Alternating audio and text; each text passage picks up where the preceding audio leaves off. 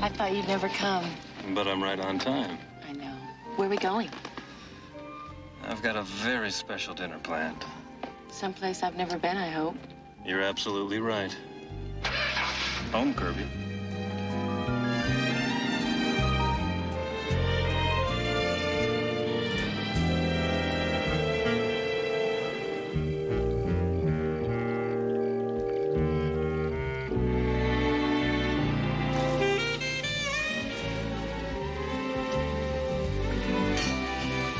I hope you don't have to do the dishes yourself. No, I gave the staff the night off. They'll be back tomorrow. Fletcher, I've had a wonderful time. It doesn't have to end, you know. This working girl has got a 7 o'clock call. I was thinking of a midnight swim. But the photographers, they'll get mad. A little more champagne? A little more caviar?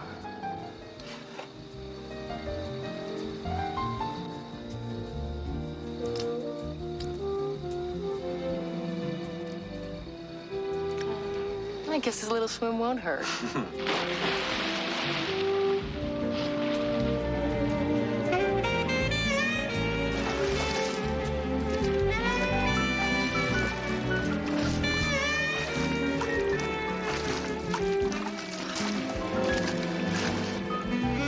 Aren't you coming in? In a minute.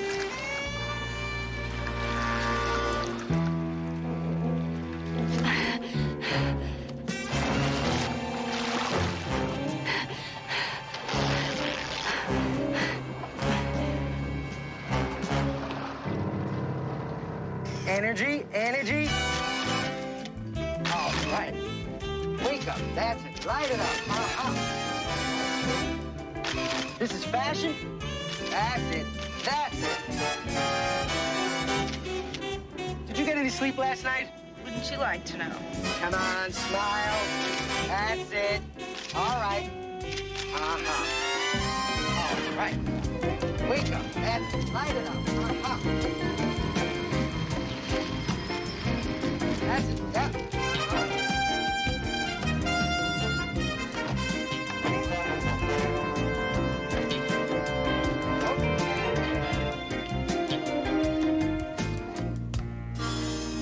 You didn't tell me you knew Kathleen Cowan. Well, I didn't think it was important. She was one of the top model agencies in the country. She represents scores of gorgeous women. So? All Well, right. you might arrange an introduction or two. Introduction? Come on, Uncle Roy. All these women are in their early 20s. I noticed. Yes, things are going well. But tomorrow, please send me 2 brunettes. Yeah, you've had it. Kathleen? With blondes. I'll talk to you later. Houston, thanks for coming. Boy. Oh, this is my uncle, Roy Houston. Heard a lot about you. And I've heard a lot about Matt Houston. A private detective, right? Right. Matt, Roy, this is Fletcher Haywood. We're shooting his spring sportswear catalog. Fletcher, if you'll excuse us. Sure.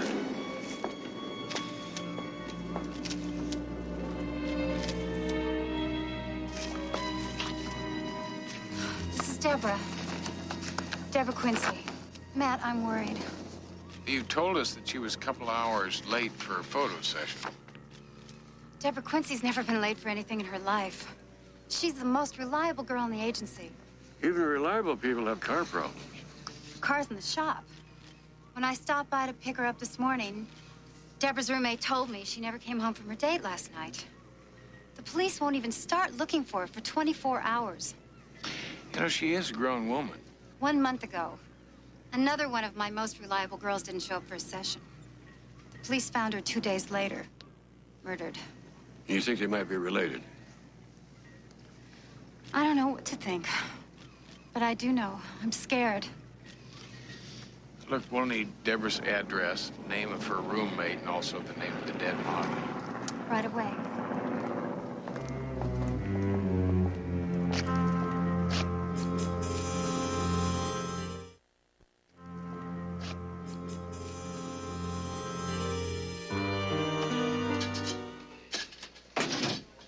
File on the model found dead a month ago. Case still open. Name Ann Johnson, age 22. Strangled, body found dumped in an alley. Never found a killer. Any other recent homicides with the same MO? No. I've seen this kind of thing before. It usually follows a pattern. Aren't you jumping to conclusions? Let's hope so. I'll do some digging and see if I can find a link between the two models. I'll have a chat with Deborah Quincy's roommate.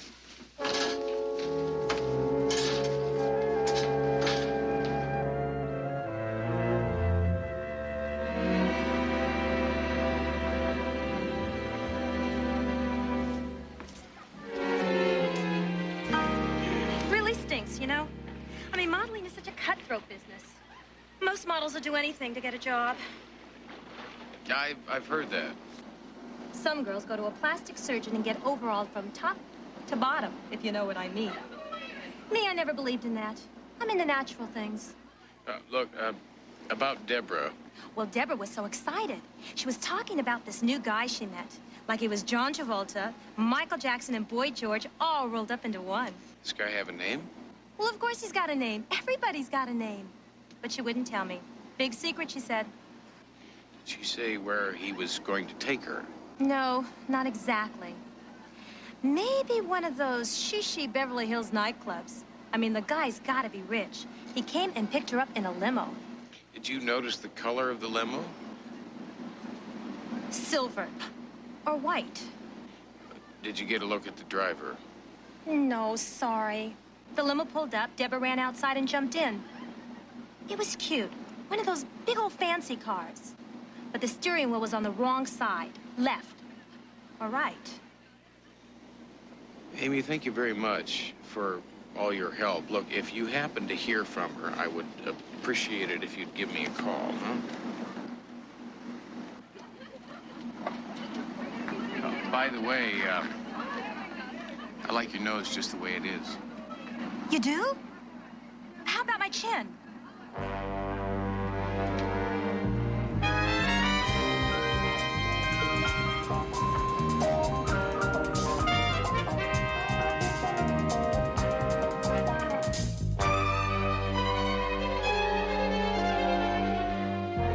These are the last advertisements Deborah Quincy made. She did a lot of commercials and magazine ads. Ann Johnson, the model found strangled a month ago, also did a lot of commercials and print ads. And let me guess, not the only thing the two have in common. Yes, that will be fine. From hairdressers to clothing stores, they work for a lot of the same photographers and were hired by a lot of the same companies. So this time it's a case of too many common denominators. Houston, I have a call into the DMV to see if they can track down the name of limo companies that are licensed to use foreign or antique cars. It's worth a shot. Houston, Lieutenant Hoyt, line 3.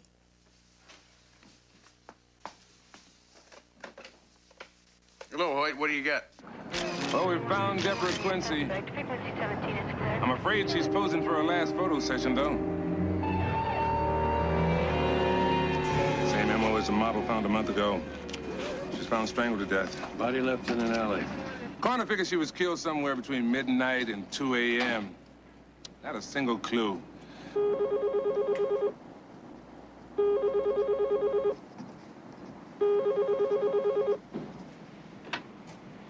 Houston. I've located a small limo company that uses right-hand drive Rolls Royces. Wessex Limos Limited. The owner's name, Kirby Andrews.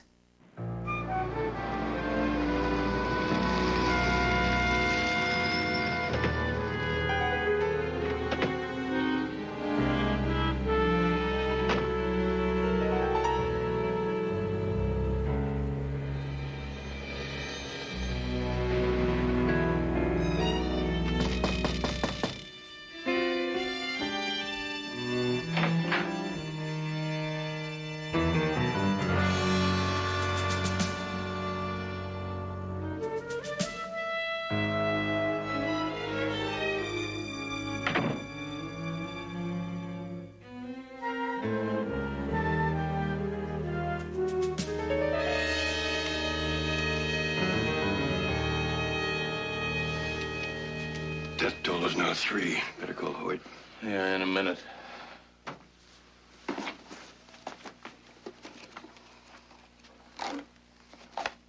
Yes. Yesterday's appointment page is torn out. There's no way of finding the name of last night's client. That's what the killer's hoping. Credit card receipts. Check for last night. Whatever you're doing, boy.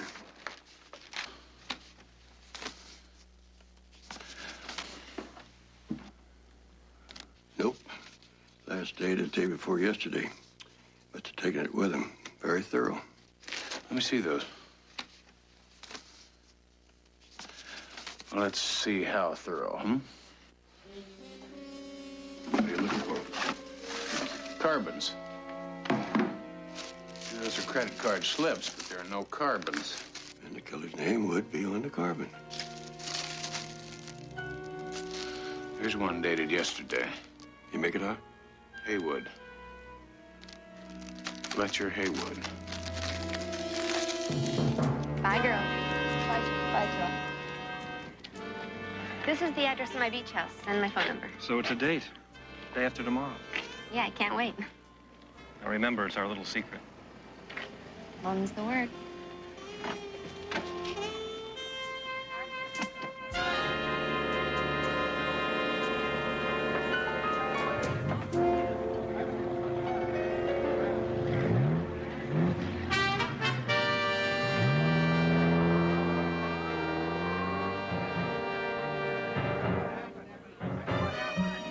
Mr. Haywood?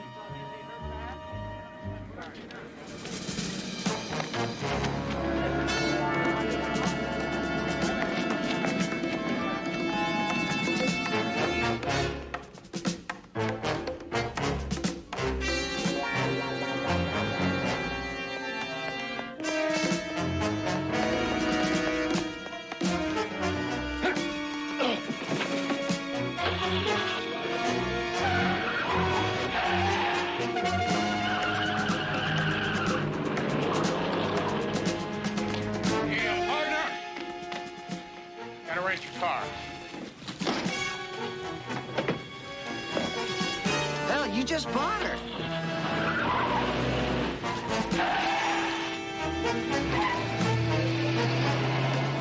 Hey, watch those brakes!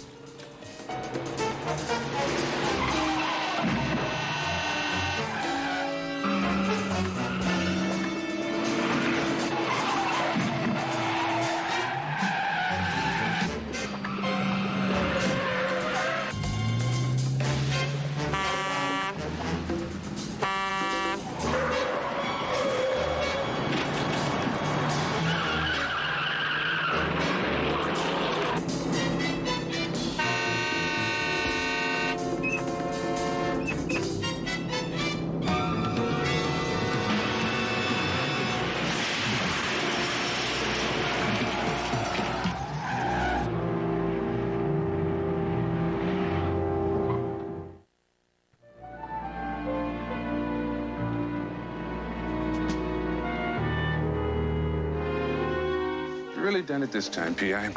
Why don't you ever take on a nice, simple divorce case? Boy, Fletcher Haywood is a murderer. He's also a very wealthy businessman with an even wealthier mama. She gives lots of money to local politicians, calls the governor sweet thing, and to marry anything she pleases. The lady's got a nickname. You know what it is? Yeah, the Iron Maiden. And she didn't get it for pressing clothes for a living.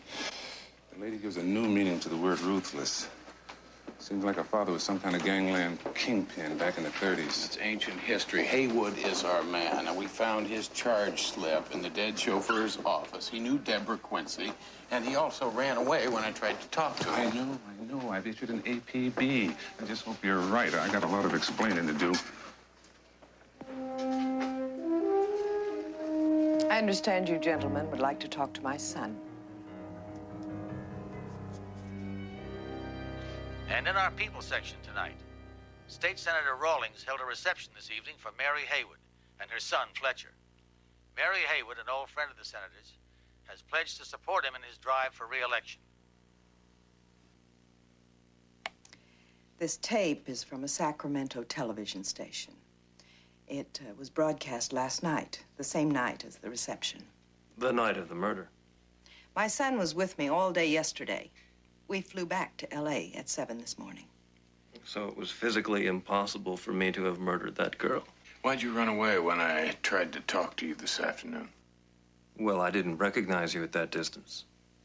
How do you explain your name being on the Wessex limo credit receipt, huh? We've been customers of Wessex Limo for many years. Kirby took us to the airport yesterday morning for our flight to Sacramento. Excuse me, Lieutenant. Story checks out. State Senator Rawlings says he was with them until after 1 o'clock in the morning. Thank you, Officer DiMaggio. Cashier at the hotel in Sacramento remembers Fletcher Haywood checking out this morning. Airline confirms their flight. Flight attendant confirms both Haywoods were on the plane. Mr. Haywood, Mrs. Haywood, please accept my sincerest apologies.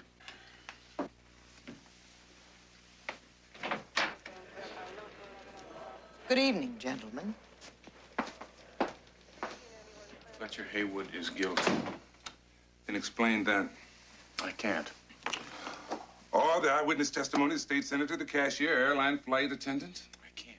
Well, I can't. You were wrong, Houston. It happens. Even to you.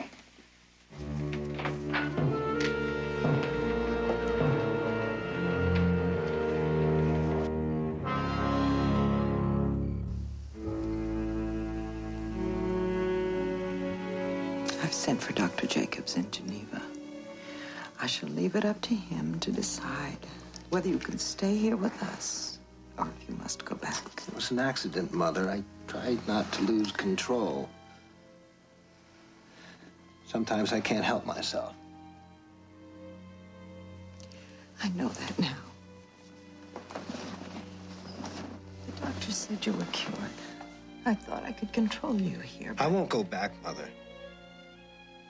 They're only tramps. Even you have to admit they're trash.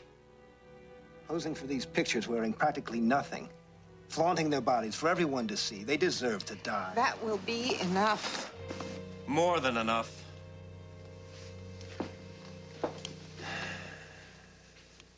You promised us after the 3 in San Francisco that you'd cease and desist. I've really tried. Mother's been worried sick about you, Jason. We've been trying to find you for 3 days. It's turned out okay. Nobody knows. Only because, by the grace of God, Mother and I were in Sacramento last night to give you another alibi. Or should I say, give myself an alibi? Because since Jason's birth was never recorded, if someone slips up and gets caught, it's my neck that's on the line. It's my name that'll be ruined. Such a pretty name it is, too. I said that will be enough, Jason. Stevens. Show Jason to his room. We're going to have to keep you under lock and key until Dr. Jacobs arrives. Try to understand, Jason. Yes, Mother.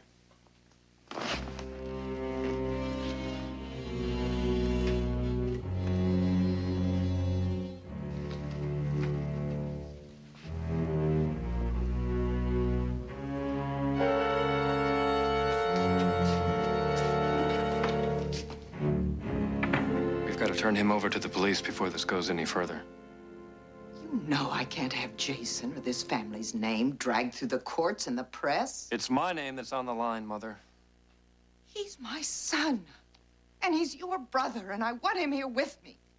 Maybe it's wrong, but he's been away from this family long enough.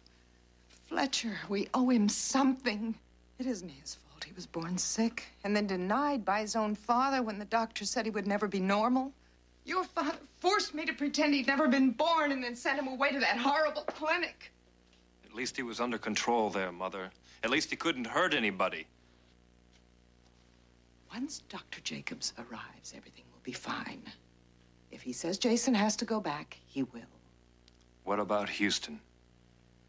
Well, he has quite a reputation. He's a man who doesn't give up without a fight. Fortunately, he has nothing to fight with. I'll have Stevens keep an eye on him just in case. Good night.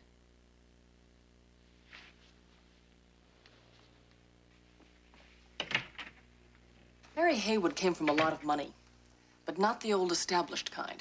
They make them an offer they can't refuse kind. Her father was a mobster. Name? Frank Finney. His only child, Mary, married out of the family to a clothing manufacturer.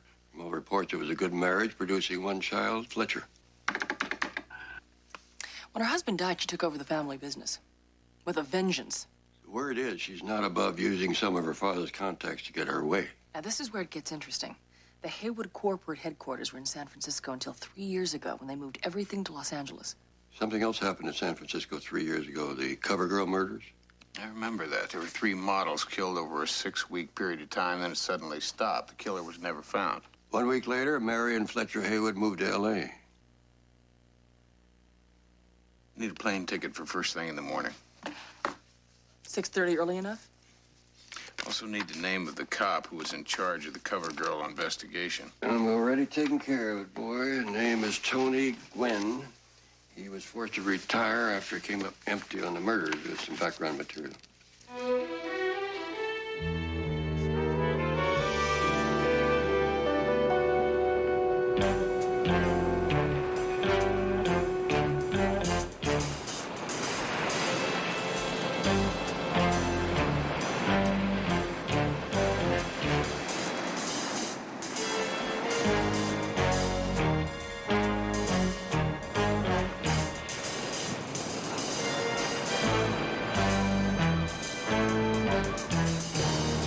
Tony Gwynn? Any room to fish down the beach? My name's Matt Houston. I'm a private investigator from L.A. Any room to fish in L.A.? I need to talk to you about the CoverGirl murders. Need? 6 weeks of hell. Every model in town was petrified. Press had a field day. Of course, it doesn't take much to get that bunch riled. You never found a killer? Nope. They never let me forget it. Took another war in the Mideast to get the murders off the front page. This was in the front page of this morning's L.A. newspaper.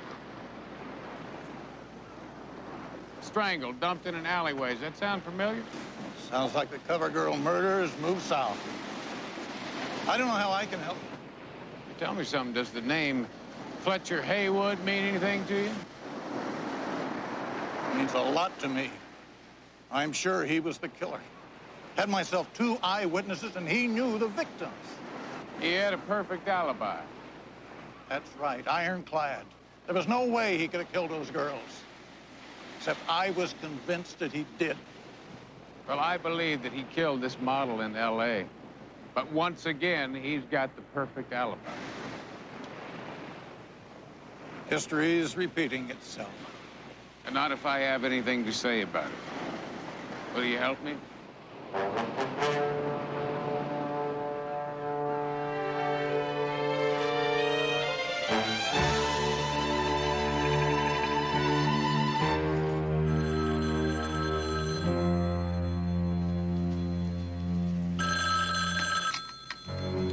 Hello.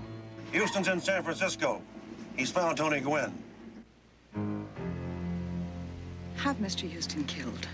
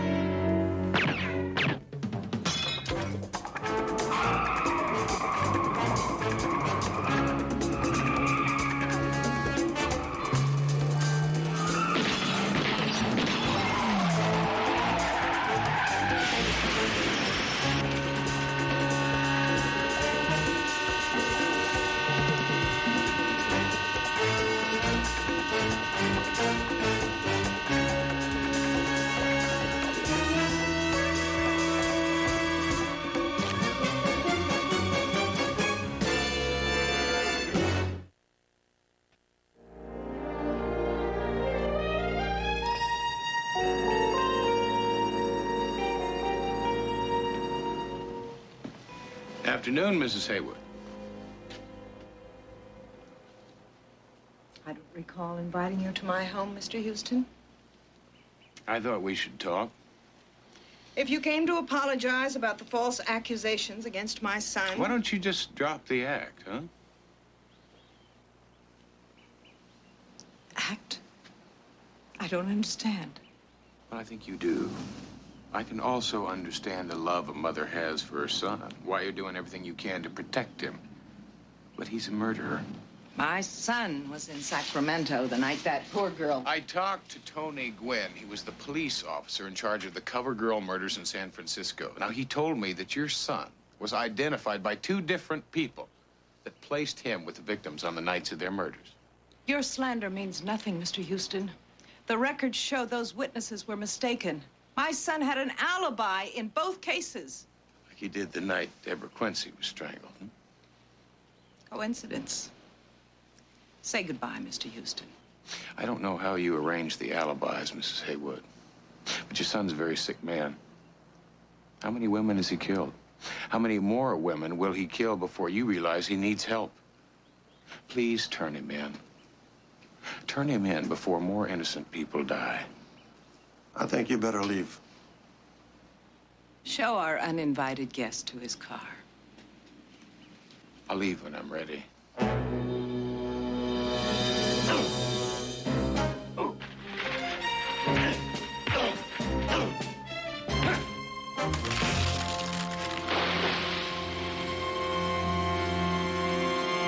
Now I'm ready. I'll show myself out.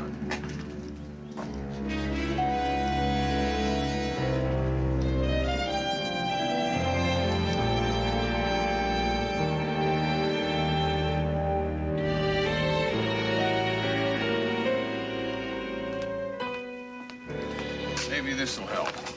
What is it? It's a copy of a San Francisco police file on Fletcher Haywood, sent to me by Tony Gwynn.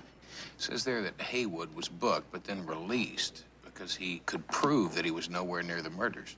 So all we have to do is figure out how Haywood can be in 2 places at the same time. Roy, you told me that during the war in Berlin, you used doubles and lookalikes to confuse the enemy. Worked very well. As a matter of fact, our best ploy involved identical twins. According to this, Haywood has a tendency toward violent personality shifts. Schizophrenic behavior? That's not an uncommon symptom among mass murderers. Still doesn't explain how he can be in 2 places at one time. More twins. Or look-alike? I know it's crazy, but it's the only answer we've got. Where do we start? With the mob. Now, Mary Haywood has still got connection. Fletcher is not a twin. She must be using a look-alike to protect her son. And maybe somebody in the organization has got some information. Well, there are a couple of old cronies I could call. In the mob? The company I was with had some strange affiliations.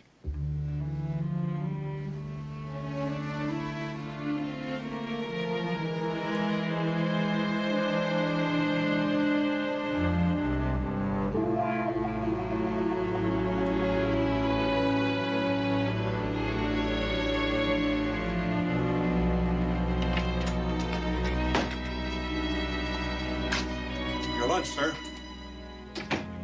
Thank you, Stevens.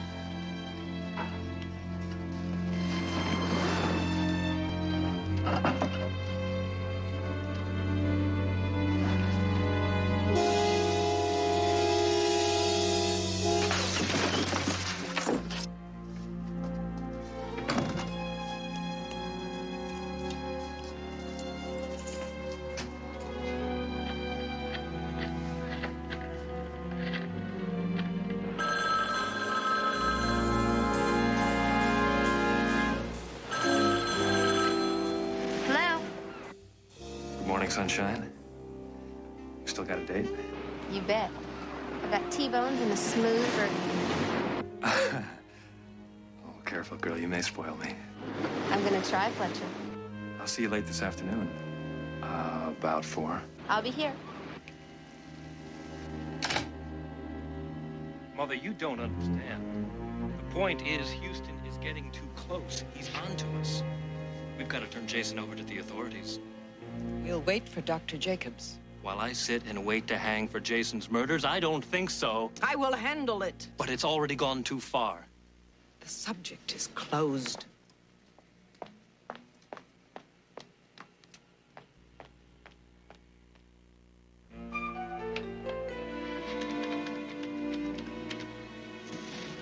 Matt Houston, please.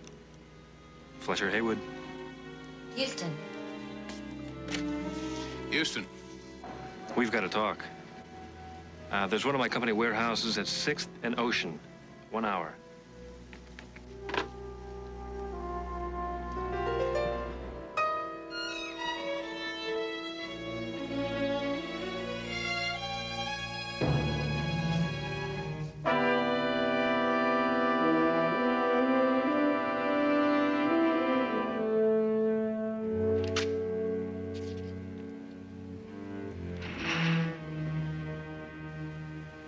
Houston.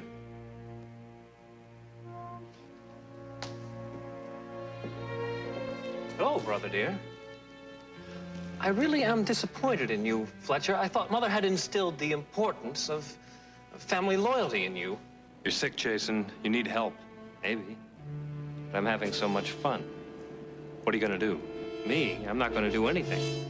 But you, dear brother, are going to kill yourself.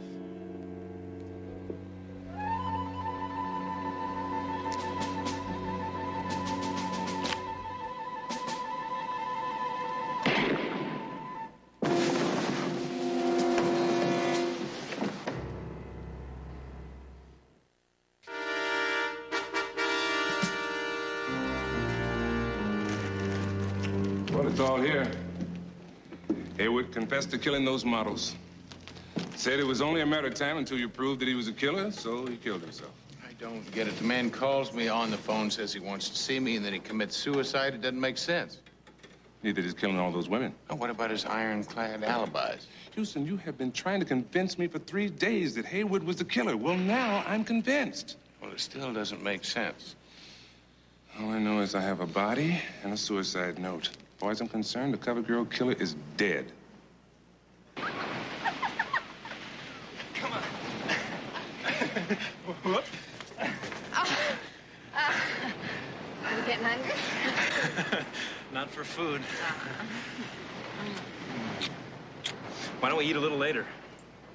Then I've got a surprise for you. A surprise? Huh? What is it? Tell me. I'll tell you after we eat.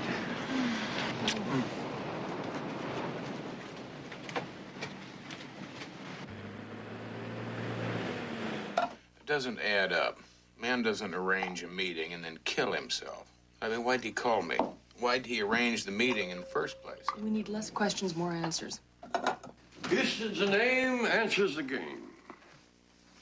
Matlock, CJ, say hello to Jimmy the Beard. Hello. Nice to meet you. My pleasure. Coffee? No, thanks. Jimmy works for a rather large organization which shall remain anonymous. He was also a friend of Mary Haywood's father. Matter of fact, he worked for him before he was died. Yeah, sweet guy. But he'd rip your lips off if you betrayed him. Tell me something, Jimmy. Why are you helping us? Let's say I'm returning a favor. Misadventure during the fall of Havana. Jimmy has an interesting story to tell about Mary and Fletcher Haywood. I know them both from the old San Francisco days. About a month ago, I went to a party at the Haywood house down here. Fletcher was there. A little rowdy, drunk. Well, we got into an argument. One thing led to another. Fletcher tried to redesign Jimmy's nose with a chair. Yeah, and I guess I worked him over pretty good.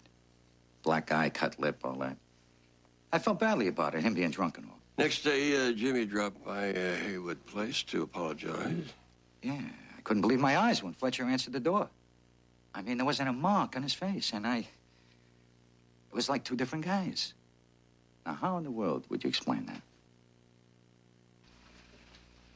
Identical twins? That's how Fletcher Haywood could be two places at the same time. All we have to do now is prove it. Now, did you get your hands on that coroner's report? I don't know what you hope to find. This file was sent to us by a retired San Francisco cop. Fletcher Haywood was arrested and booked for the cover girl murders. Then he was released because he had ironclad alibis. But not before he'd been photographed and fingerprinted. I knew it. Take a look at these, Hoyt. Take a look at Haywood's fingerprints there on the coroner's report.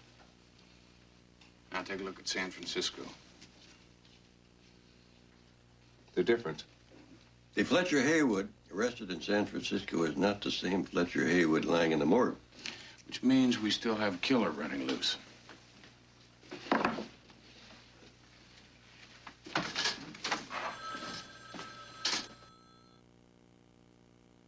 This is an outrage. Men searching every room of my house. I'm not a criminal. We do have a search warrant, Mrs. Hayward.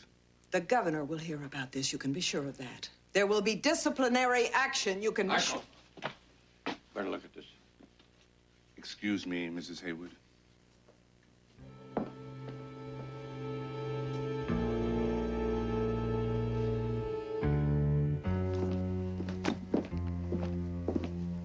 Deborah Quincy, Ann Johnson. Pictures of models he's murdered. Remember this one? Yes, I do. She was talking to Fletcher, or his twin, when we first tracked him down to Marina photo session. His next victim? Not if I can help it.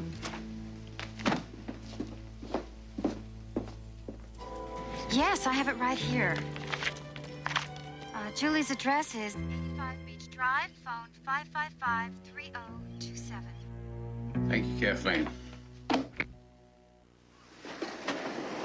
Those look good. Hope you're hungry.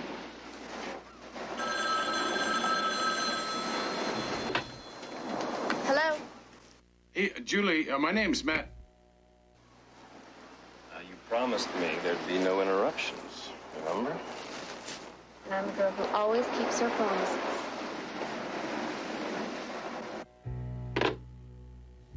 Going to the beach house.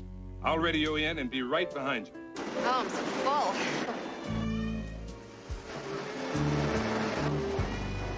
So, whatever happened to that surprise you promised me? Patience. I haven't forgotten.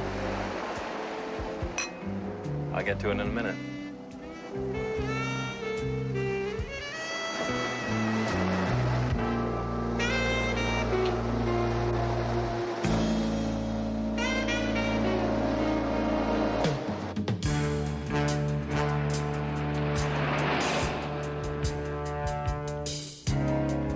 Stop.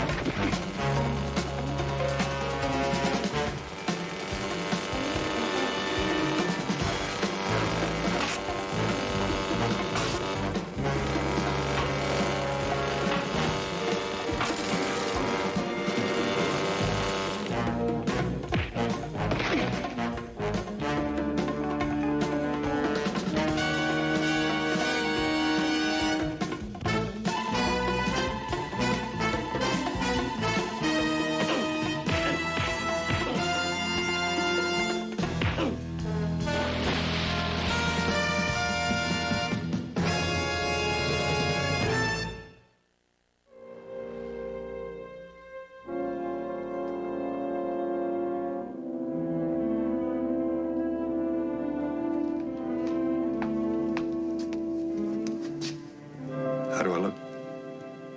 Great. You're not upset, are you, that I had Kathleen arrange this date for me with one of the models from her agency? No. Not a little bit, jealous? Jealous? Now, come on, Uncle. I'm not jealous. I got a lot of work to do here tonight, and Now, go on. Have a good time. Okay, I will. Where are you going? Dancing. You going dancing? Yeah. You don't think I'm too old to have a little fun? Well, no, it's not that. It's just that, you know, these models, they have tendency to party pretty heavy. And, you know, there's nothing wrong, Uncle Roy, with a quiet dinner, a little soft jazz. Well, the girls have had their hearts set on dancing.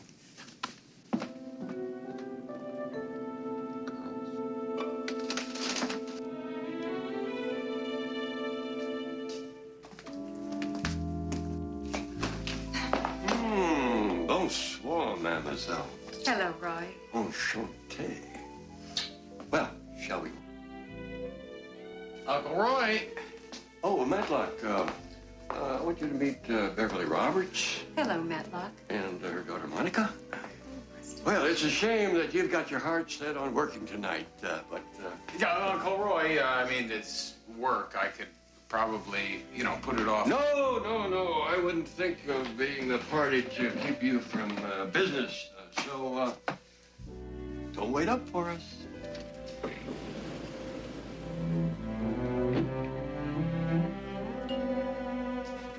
Oh, come on, boy. We can't wait all night.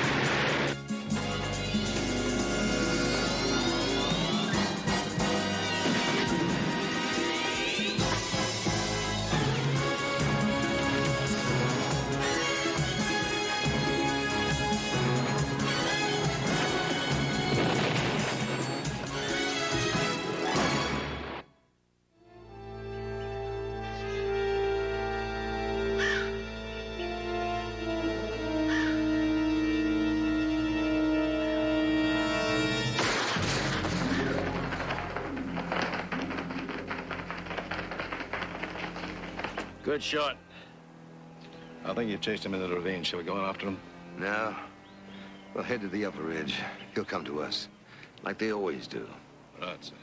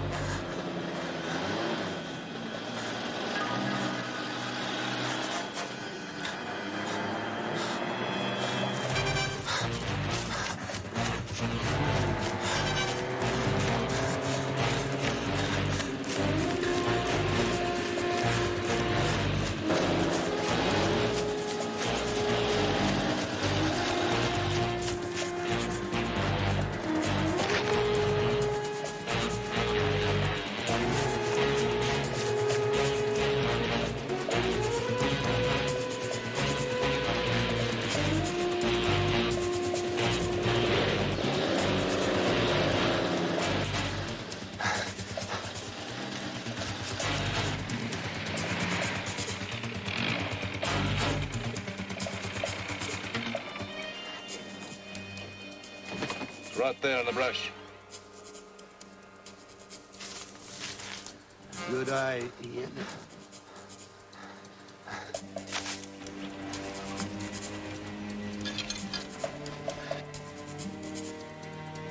I hope Mr. Adams is smarter than that.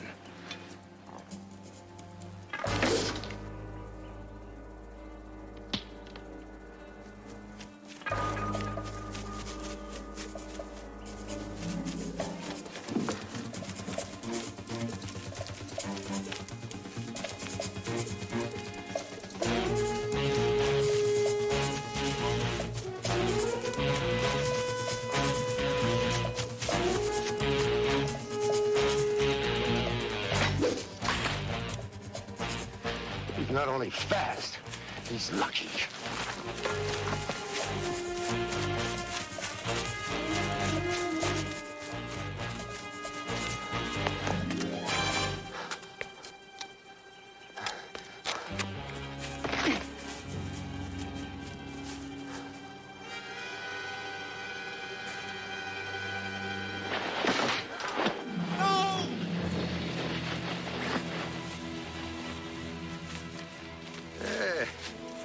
You are really very good. Better than most. Too bad it has to end. You'll never get away with this. It's murder. He's right, you know. I assume you still want me to frame his wife for this. Everyone knows that they've been quarreling lately. Please. Domestic problems are the chief cause for homicide in the United States. Yeah, it's just shocking, isn't it? Shocking and tragic. Please, no!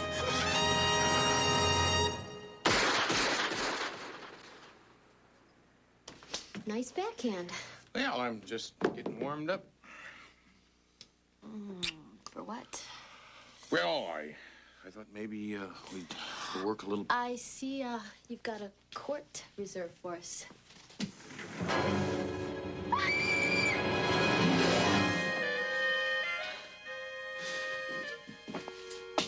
Hi, big guy. I heard you come in, and I didn't want to disturb you, so. What the hell are you doing here? Maybe I should wait upstairs. Well, would you wait just a second? Murray, if this is about the friend you want me to help. Houston, would I be standing fully clothed in your shower if I didn't think this was important? Just talk to her, please, as a favor to me. Her husband, Bill, disappeared a couple of days ago, and she's convinced something terrible has happened to him. Tomorrow morning. Right now, I'm busy. Leslie? Chris, where'd she go? She's gone. Well, I guess now you won't have to wait until tomorrow morning to meet your new client, huh? Her name is Dee Dee Adams. She was one of the top college tennis players in the country.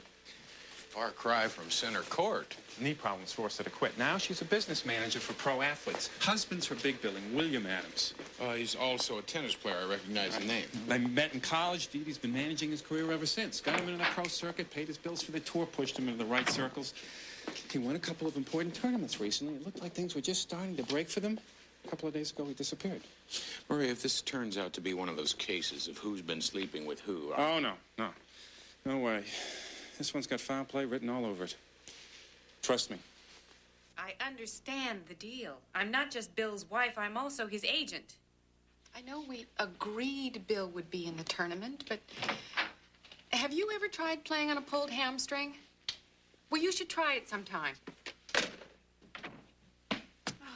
I have got to quit making these excuses for him. Any word from Bill? Nothing. Just like a little boy. If you don't keep your eye on him, he gets into all kinds of trouble. Somebody who plays tennis as well as he does, you'd think that he'd have his act together enough.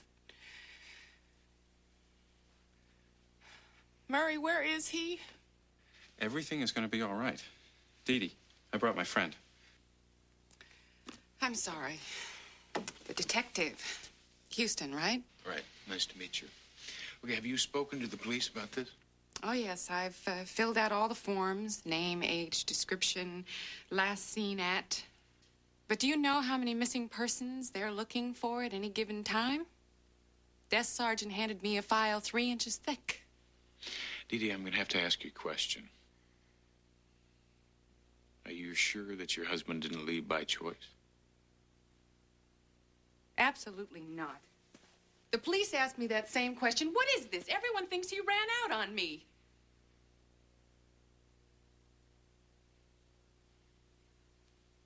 And Bill is not like that. I admit, things have been rough for a while. My business is not booming. But things were really finally starting to go our way. Bill just won the McCormick Invitational 2 weekends ago. I was really starting to get some interest in him.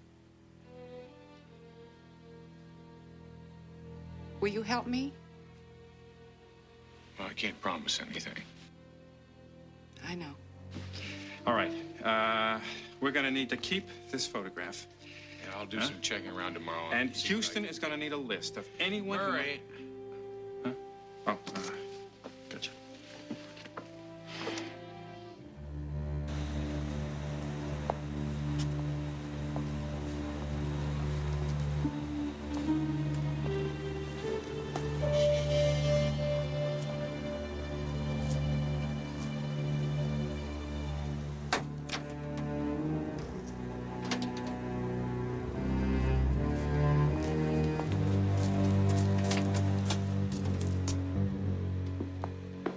You're going to need to start somewhere.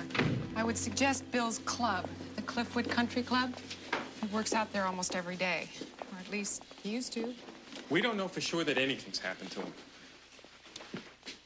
This is going to sound corny, but whatever business difficulties Bill and I may be having, we have never, ever let that interfere with the fact that we love each other very much, and he would not leave without saying anything to me. If anyone can find him, it's Houston.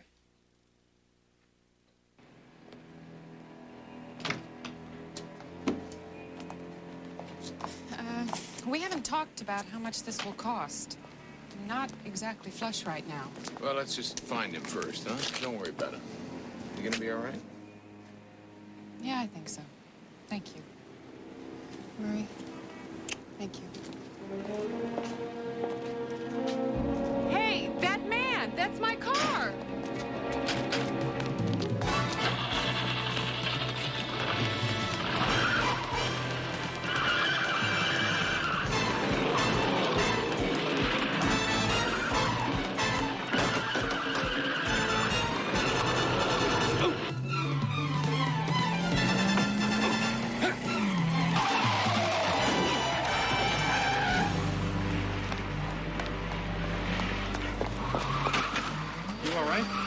Yeah, I think so.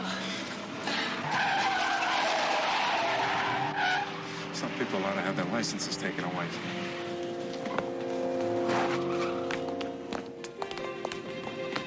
Edie, what's the matter?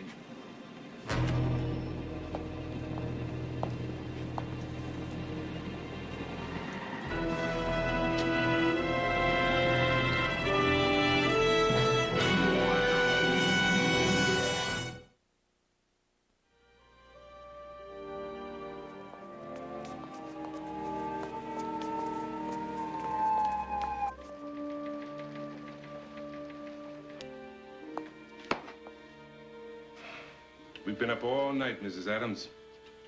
You sure you want to take this lie detector's test? I do. Okay. I want you to lie to this next question just to set a pattern. Is your name Dee Dee Adams? No.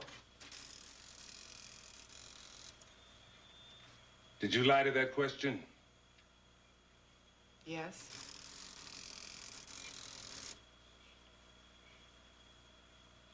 Did you kill your husband? No.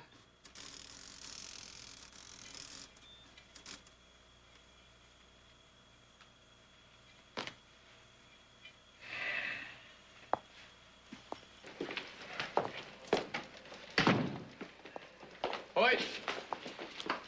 I don't have to talk to anyone except Dee Dee Adams' lawyer. You're looking at her. How did she do, Lloyd? You know as well as I do that lie detectors are inadmissible in a court of law. How did she do? She passed. And you're still holding her? Of course we're holding her. We caught her red-handed with the body. No, you caught her red-handed. I saw a guy standing at the trunk of her car, Hoyt. Did you see him put something in? No. He was stealing something, got caught in the act, and started to run. He tried to kill me. Since when does a two-bit crook have a conscience? He probably saw the body and he just wanted to get the hell out of there. Okay, why would Dee Dee Adams want to murder her husband? Murder for money. Rumor has it that Bill Adams was set to sign a fat contract, commercial sponsor. Now, the Adams have a premarital agreement cutting Dee Dee off from anything that Bill earns in the event of a divorce. That's no motive for murder. They also have $1 million life insurance policy on Bill, naming Dee Dee as sole beneficiary. Get the picture?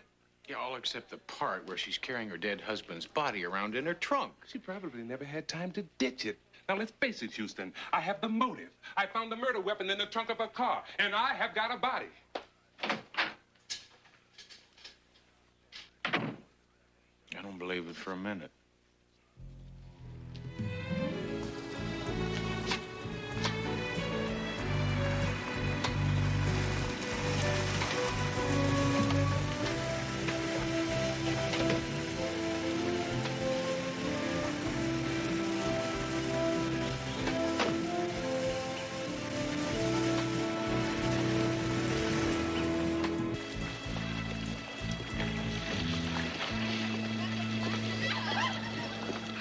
Are you through already?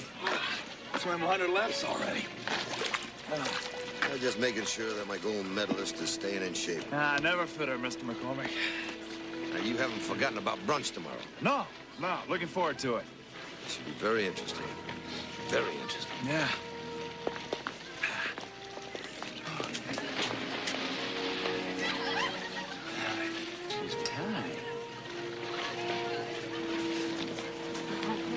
Nick Gifford? That's right. My name's Matt Houston. I'm a private investigator. I thought I might ask you a few questions about Bill Adams. Club manager said that you two were friends. Yeah. Girls, you excuse me 1 second. I'll be right with you. Yeah, we lift weights together, work out sometimes. Why? What's the matter? Well, he was found dead last night, murdered. No. Well, why? Well, the police think his wife, Dee Dee, killed him. Look, is there someplace we can talk? Yeah. Let me put something on. I'll meet you by the clubhouse. Thank you.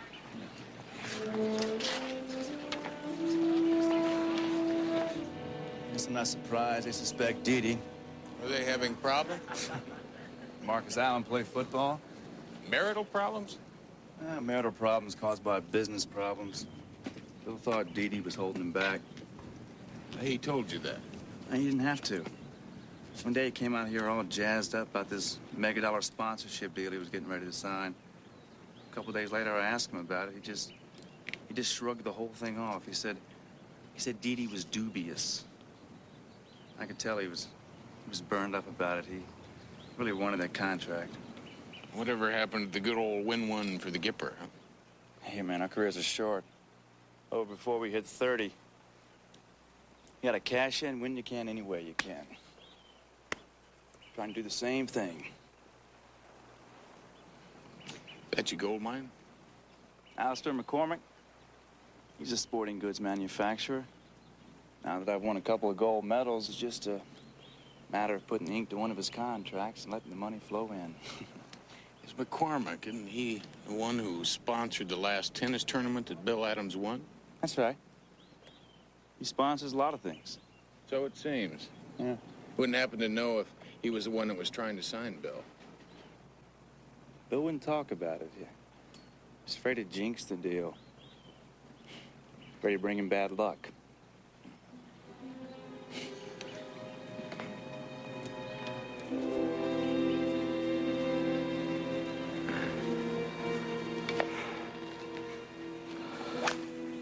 The man who's talking to Gifford is the same man I scraped off my van last night. He's a private detective named Houston. He's supposedly hired by Mrs. William Adams. I'm worried, Mr. McCormick. Athletes like Adams are so visible. At least the others, Unknown and marginally talented. And boring. Don't you understand? It's more exciting this way. It adds to the sport. And what about this Houston? If you've done your job properly, we have nothing to worry about. And I trust you're in preparation for Mr. Gifford's tragic accident. Miss Evans has been told that they can have the day off. And you're going to dispose of the body in a most ingenious way. Houston has seen me, Mr. McCormick. That, my friend, is your problem.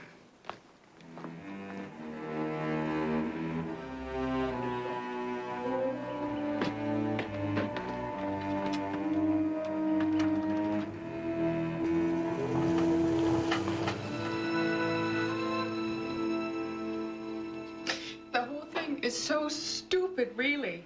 And Bill wanted to sign every endorsement contract they stuck under his nose. I was just waiting for the right time for the best offer. Alistair McCormick owned one of the companies, tried to sign Bill, right?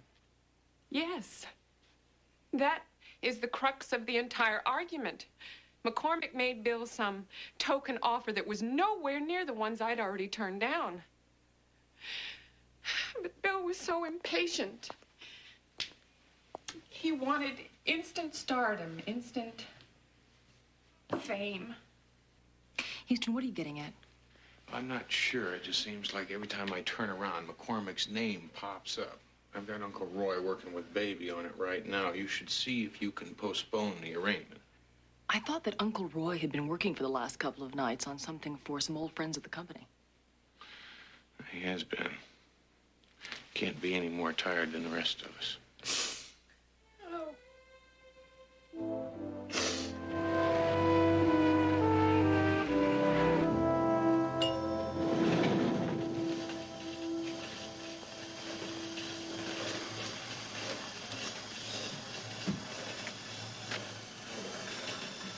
Good timing.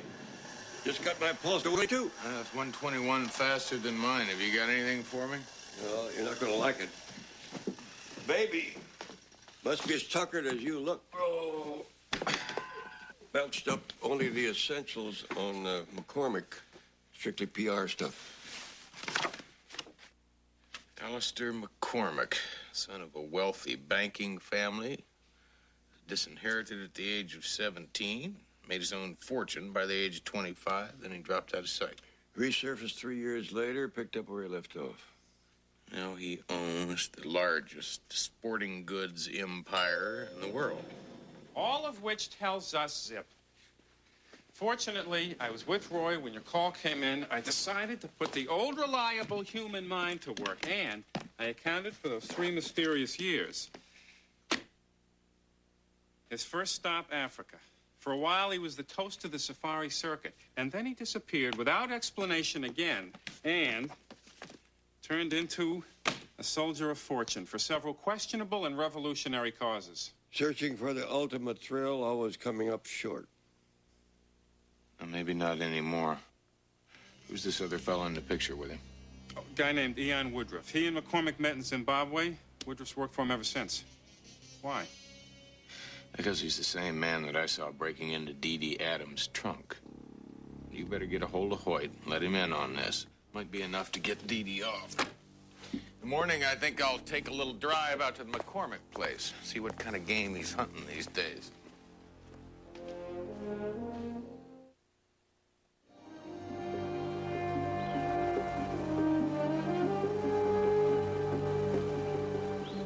$75,000 a year.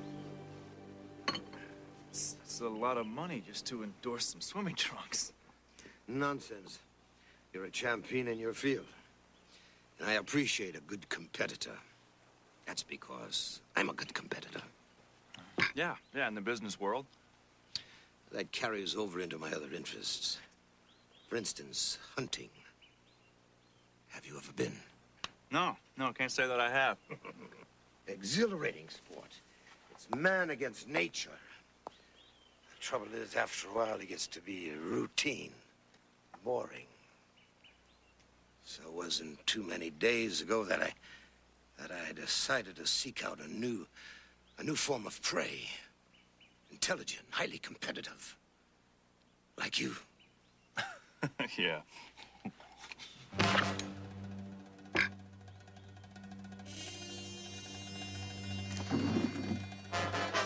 You're insane, man.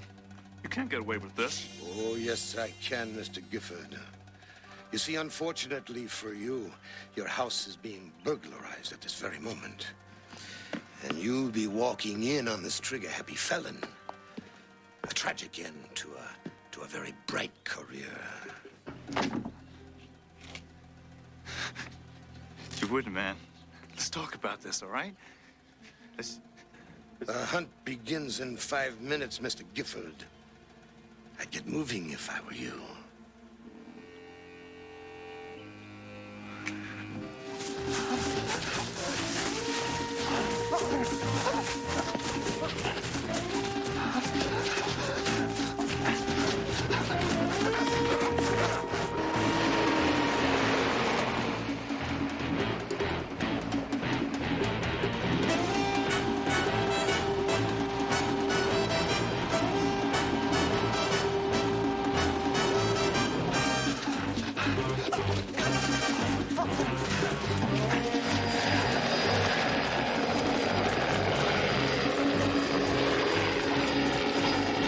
Heading for the trees. You'll have to cut them off.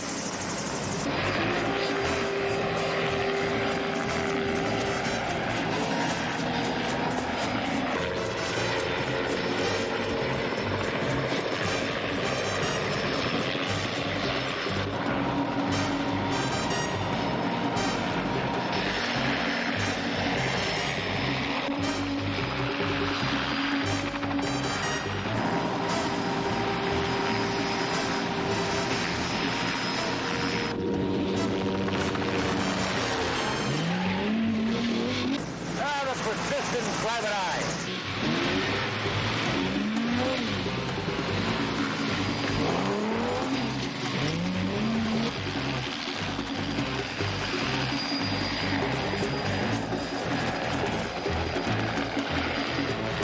I think we've lost our prey. Nonsense. It's bound to pop out onto the road somewhere along here.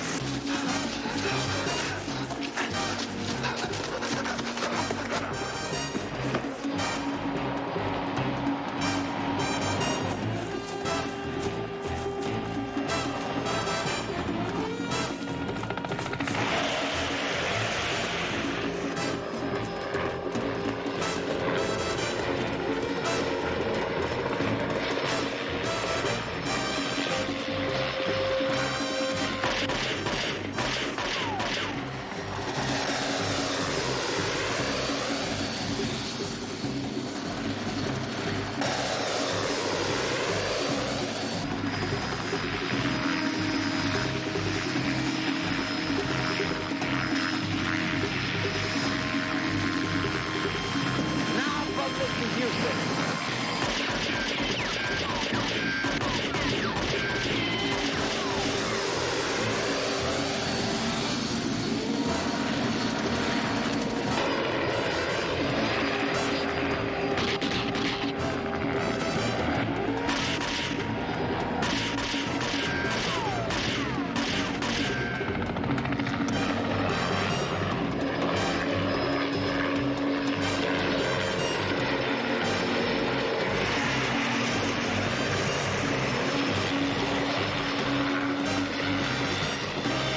Hold it right here. You're not going to get away. I simply baited the trap. You know that, Mr. Houston, you'll be a very challenging quarry. But he saw what happened. He'll call the police. He saw what happened, but not who. There's no way he can see in our faces. The police can do nothing. Well, you think Houston will come back? I'm sure of it. When he does, I'll be ready for him.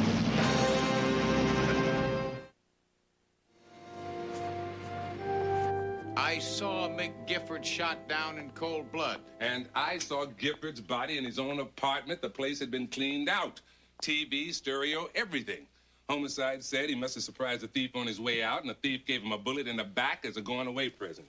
Look, can't you see that he's doing the same thing again? He's just covering his tracks. Off the record, Houston, I believe you. But you gotta give me proof. You admit you never seen him. It happened on the man's property. I mean, who else could it be? Wait, just before McCormick quit the safari circuit, there were allegations made that he was no longer hunting conventional game. Allegations means never proven. As you said, the man covers his tracks. Look, 3 natives never came back from one of his hunts. On another hunt, a fellow hunter disappeared. Now, that is fact and not allegation. We're not asking for nuclear warheads, Hoyt. Just a little you scratch my back, I scratch yours. When the time comes, you'll get all the proof you need. Is it a deal? Half a deal. My back ain't itching yet. It will be.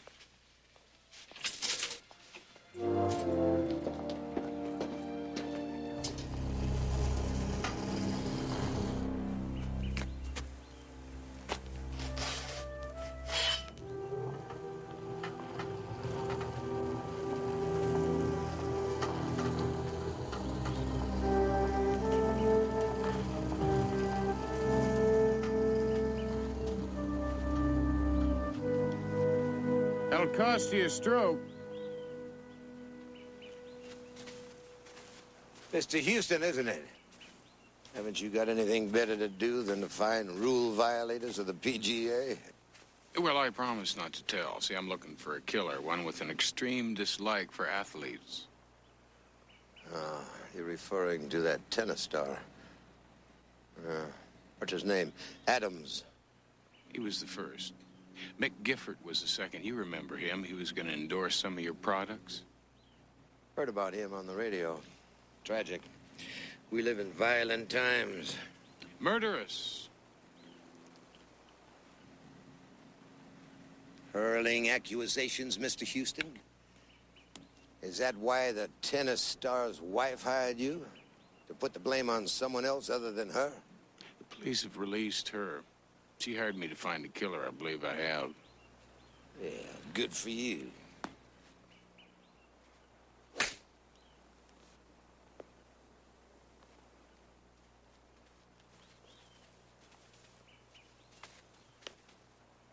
Hell of a recovery. A 2-putt from there and you win. I took a penalty in the rough. Afraid I'll have to hold this out to win. I'm going to prove that you killed Bill Adams and Mick Gifford. When I do, I'm going to hunt you down the same way you hunted them down.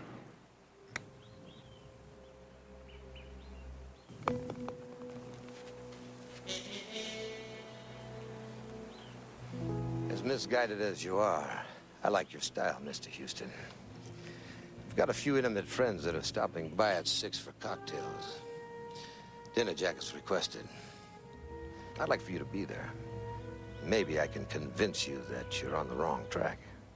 Not very private for such a delicate matter. I'll give you time. Promise. I'll see you at 6.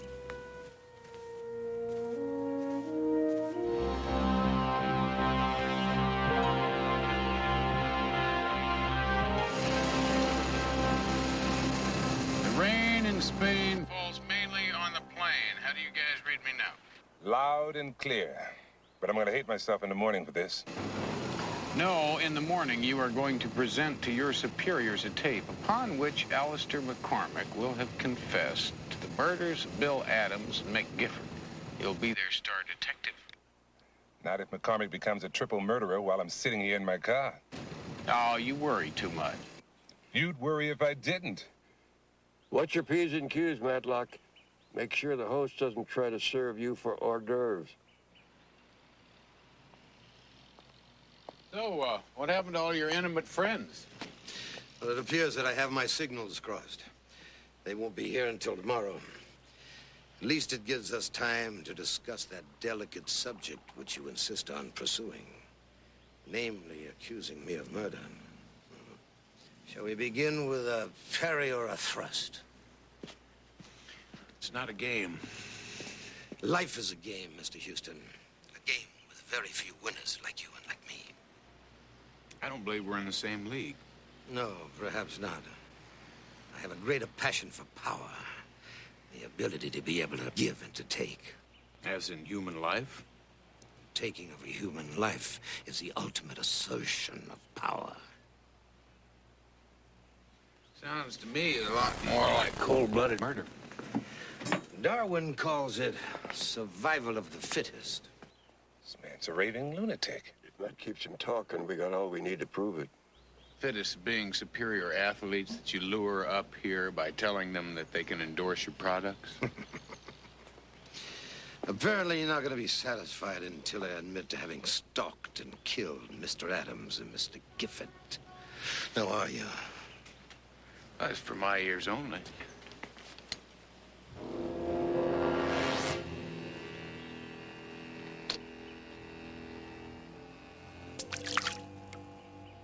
It is now. It's dead. It's gone dead. Let's get up there. You already know the answer to your question, but you can't prove it. Yes. I killed Mr. Adams and Mr. Gifford and a few others that you need not know about. And now that I've told you, what makes you so certain that I won't kill you? Even though you took that bug off of me, my Uncle Roy and a police officer have been listening to everything that you've said. They should be here any minute. You're right about that.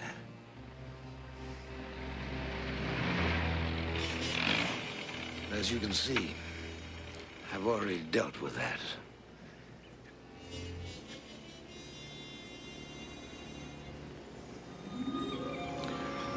The first rule of the game, Mr. Houston, is to know your opponent. The second rule, never to eat what your host doesn't. It's a specialty of the house. Guaranteed to give you a full night's sleep, which you'll need. The first thing in the morning, you and I are going to get to play my favorite game. Pleasant dreams, Mr. Houston.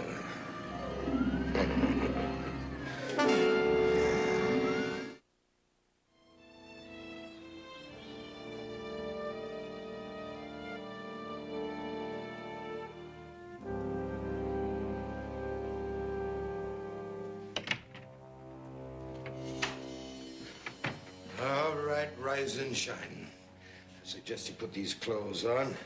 I imagine the ones you're wearing are going to be a little encumbering. What did you do with Hoyt and my uncle? Oh, he is taking good care of them. Why don't you just let them go and you can do what you want to with me? I can do what I want with you right now. 10 minutes. Is that enough of a head start? What's that supposed to mean? Well, you came here looking for a killer. I found one. Unless you escape from here, you'll never get a chance to prove it to anyone. Just to show you the kind of a sport I am, I'll even give you this. If you can get off this property alive, I'll confess to all the killings. I'll even let your uncle and the lieutenant go free. What if I don't make it? Well, then, I'll add you to my trophy collection, and I'll place both of them on either side of you. I hope you haven't lost those moves that won you the Heisman. It'd be a shame to make this a quick kill. Don't believe me, I won't disappoint you. Oh, good. Good boy.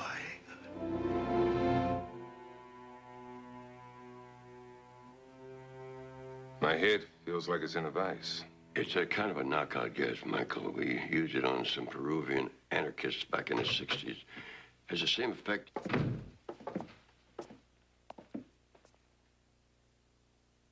Good, you're awake. You should have killed us while you had the chance. Well, you're not in a very menacing position, are you? What are you planning on doing with us now? Depends on how your nephew fares with Mr. McCormick.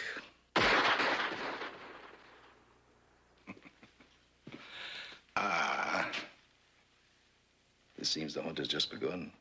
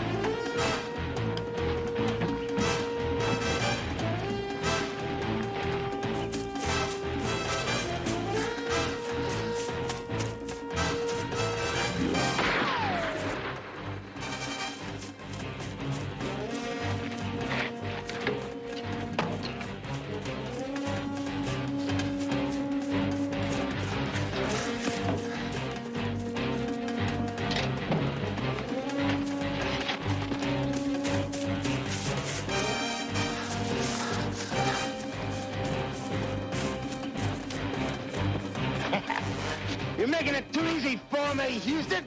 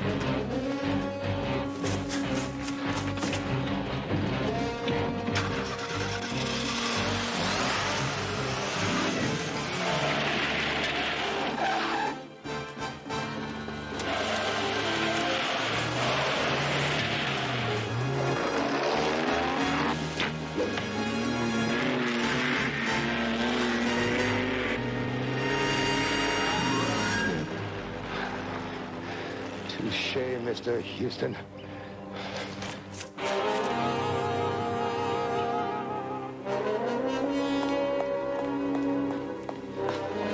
Houston, get away.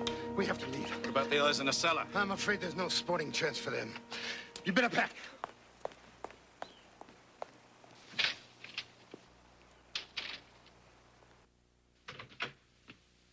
My nephew? He was better than I thought. He eluded me. No point in killing us. He'll be back with the police. I have no intention of killing you. At least not yet.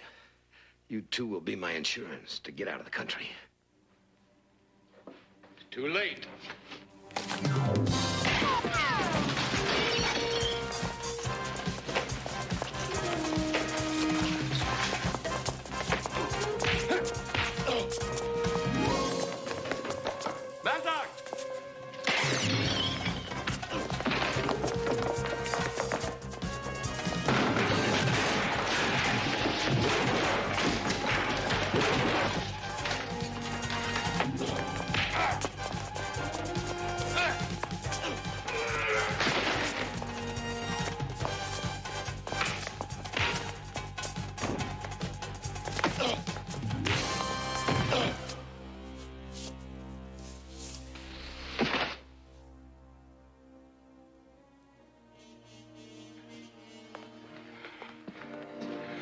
You all right?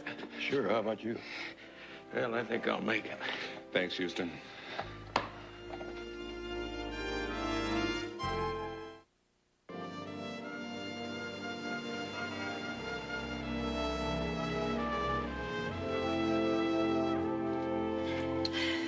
Are you sure it's gonna be okay? Relax.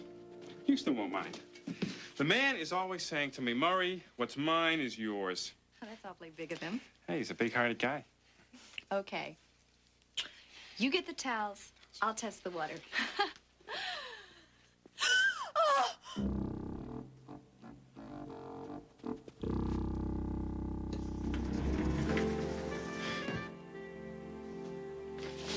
You know, Murray, I thought we had an arrangement. I mean, I was supposed to help you with your friend, and you were supposed to help me with all the IRS paperwork. Yeah, I know, but can't I wait a couple of hours? Please, big guy, have a heart. Oh, I do. I do. Remember, I'm a big-hearted guy. So I figured while you're taking care of the paperwork, I'll entertain your friend.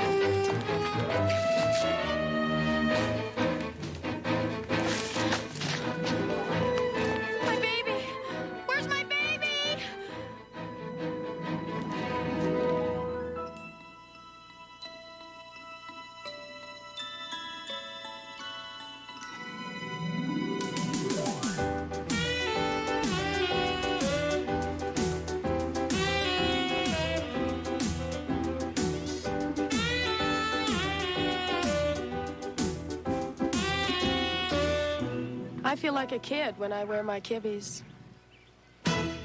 Terrific. Cut. Print. That's great, Cassie. Great. Now, listen, I want to do it just one more time, all right? Now, this time, when you say the line about the jeans, just lower your eyes a little, cock your head a little bit to the right, just like that. That's great. All right? Okay. Okay. Once more. Okay, you ready, Cassie? Okay. Roll camera. Action.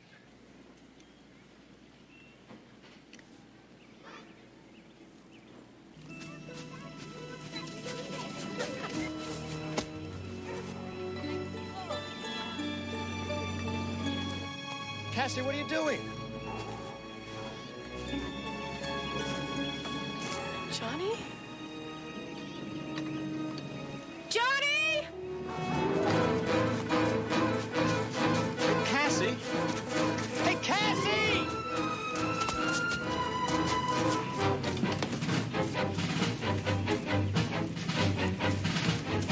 Johnny! Johnny! Wait! Wait! That's my son! Wait a minute! Wait! Wait! That's my son! Oh my God! Wait! Wait! Please no! No, lady! Open the door! Wait! Wait! Wait! No! Please! That's my son!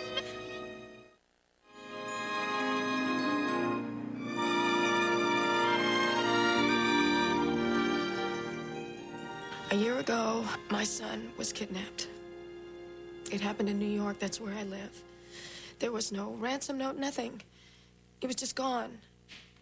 Stolen. Tell me what happened this morning. I saw him in the park. You sure it was him? Of course, I'm sure.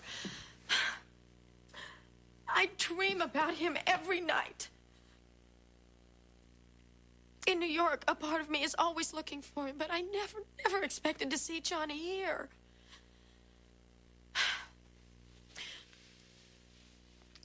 I flew in last night. I had to be on location this morning at 6 o'clock. We were filming a commercial in the park. And I looked up and I saw him. I started to run, but the woman, she put him in the car and drove away. What kind of car? I don't remember. Tell me about the woman. Do you remember what she looked like? Mr. Houston, I don't remember. I didn't see anything but Johnny. Why didn't I notice? I am so stupid. Why didn't I notice? No. Just take it easy, huh? That's natural. Don't be so hard on yourself.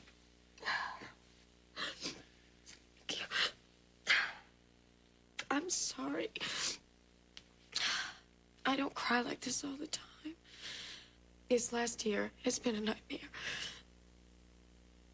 Johnny is the only family I have in the whole world. Is there a father? No. Yes. Of course, there's a father. But he never really cared. I got married when I was very young. And it was a big mistake. But Johnny wasn't. Please, Mr. Houston, help me. You know, it's possible that wasn't Johnny that you saw in the park this morning. It could have been a little boy that looked an awful lot like him. I know. But one way or another, I have to find out. Look, I'll tell you what. Why don't you wash your face, pull yourself together, and we'll take a ride to the park, huh? Where was it that you saw Johnny first? Right in there.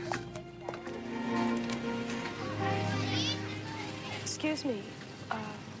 Were you in the park this morning? Please, it's very important. Were you here this morning?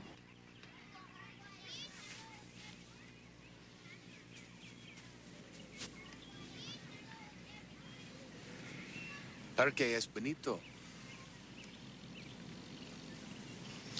Buen sitio para pasar un grato. Mi nombre es Matt Houston. ¿Y usted? María Elena. ¿Habla usted inglés? Muy poquito. Maria, were you in the park this morning? Sí. Do you remember seeing this lady in the park this morning? Oh, sí. Claro que la vi. Estaba corriendo detrás de la señora Amsterdam, que vino al parque con su hijito de 2 años. Ella lo quiere mucho a él. Todas las madres quieren a sus hijitos mucho, como yo quiero a los míos. Tengo 8 hijos y 19 nietos. What'd she say? A very interesting thing. She's got 8 children, 19 grandchildren, and a touch of the gout. The woman you were chasing in the park this morning's name's Amsterdam. Mrs. Robert Amsterdam. Seems to think that she's a very caring mother to her son, Mark.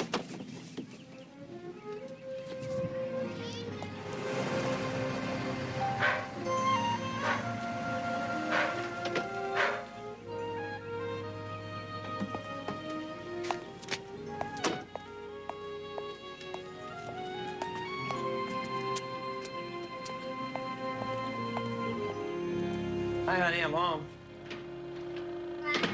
Hey, Slugger. What are Robert? you doing? Yeah, hon. Robert. I tried to call you. I was away from the office all day. Something awful happened this morning. What was that? Mark and I were leaving the park, and this girl came running up to the car, and she started pounding on the window. Well, what'd she want? I don't know. She just kept saying, "That's my son, that's my son." Mark? She looked desperate. I just drove away. Well, I'm sure there's just some kind of mistake. Oh, my God. That's her. She's coming here. Oh, okay, look, I'll tell you what you do. You take Mark upstairs and stay there. Okay. Now, whoever she is, I'll handle it. Go ahead, honey. I'm so nervous. Don't worry about it. Just relax. Let me handle it.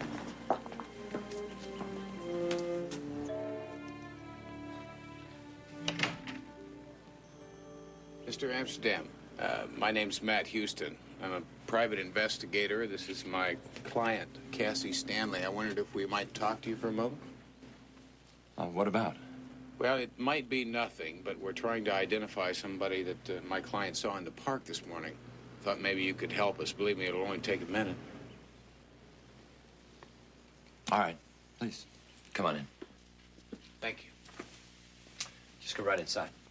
Can I fix you a drink? I just got home from the office. I could use one myself. No, thanks. I'm fine. This is Johnny.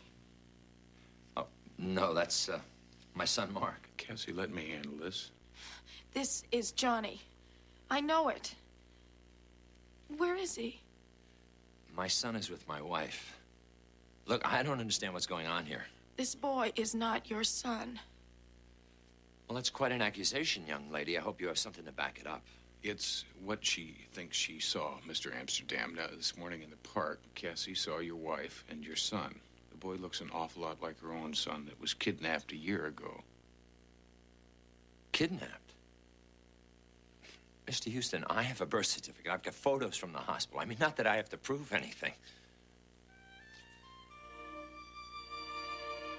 Miss Stanley, I'm truly sorry, but this is obviously a case of painful coincidence. Can I just see him for a minute, please? No, I don't think. Enough is enough. Mr. Houston, would you take Miss Stanley? Not until you let me see him. I'm going to have to call the police. Cassie, thank you very much.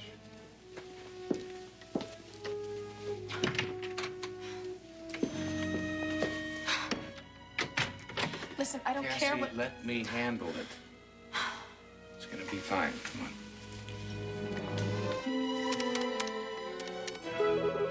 Bradley Denholm, attorney at law. Bradley Denholm, please. I'm sorry, sir. He's in conference.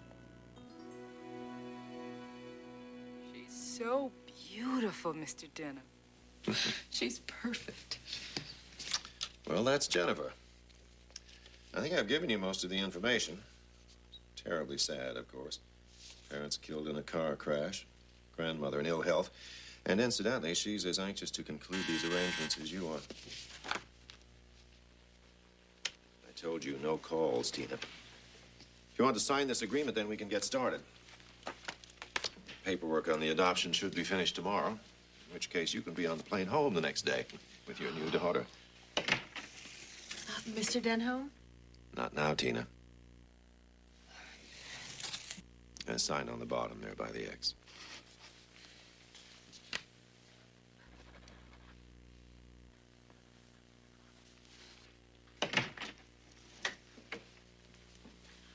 Thank you so much. Not at all, Mrs. Richards.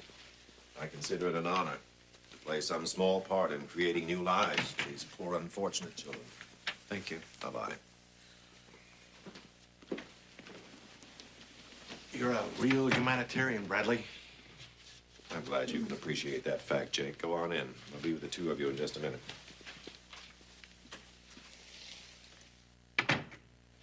Tina, when I say no calls, it also means do not stick your pretty little head in the door. Do you understand that?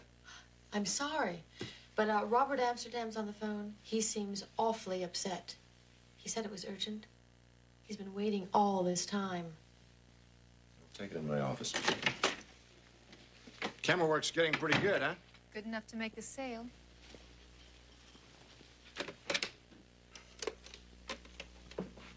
Mr. Amsterdam?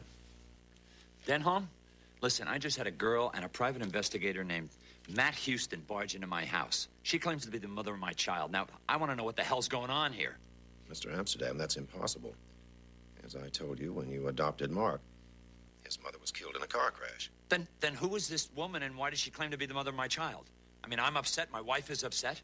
Understandably, but it's obviously a mistake. When she finds that out, I don't think she'll bother you again. Well, if she does, believe me, you're going to hear from me. You got a problem? No, Jake. You've got a problem.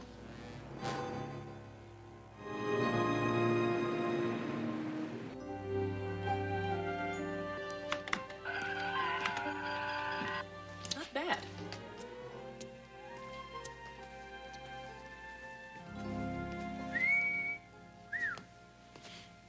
What is a four-letter word for sartorial splendor? Envy.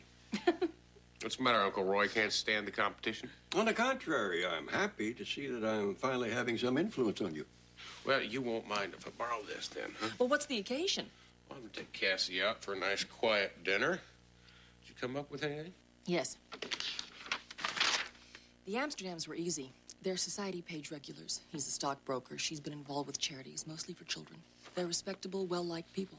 But on the other hand, Cassie may be given to imagining things. Are you trying to tell me that she imagined this whole thing? That she imagined having the baby? No, she had the baby all right.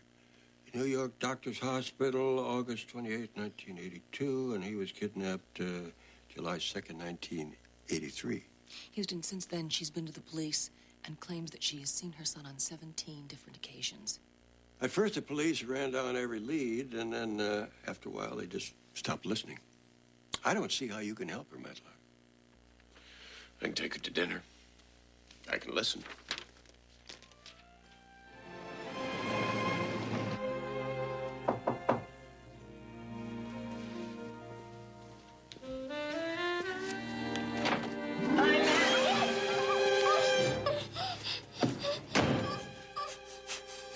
You're going to do exactly what I tell you.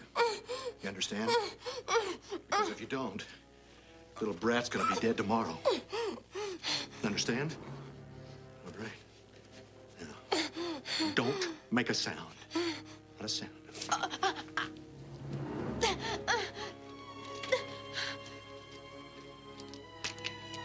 want you to put these in your mouth. Shut up! Now swallow. Swallow. Swallow.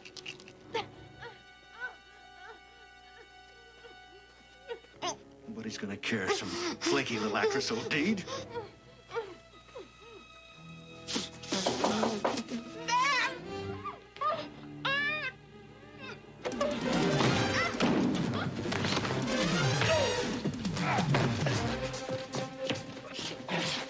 right?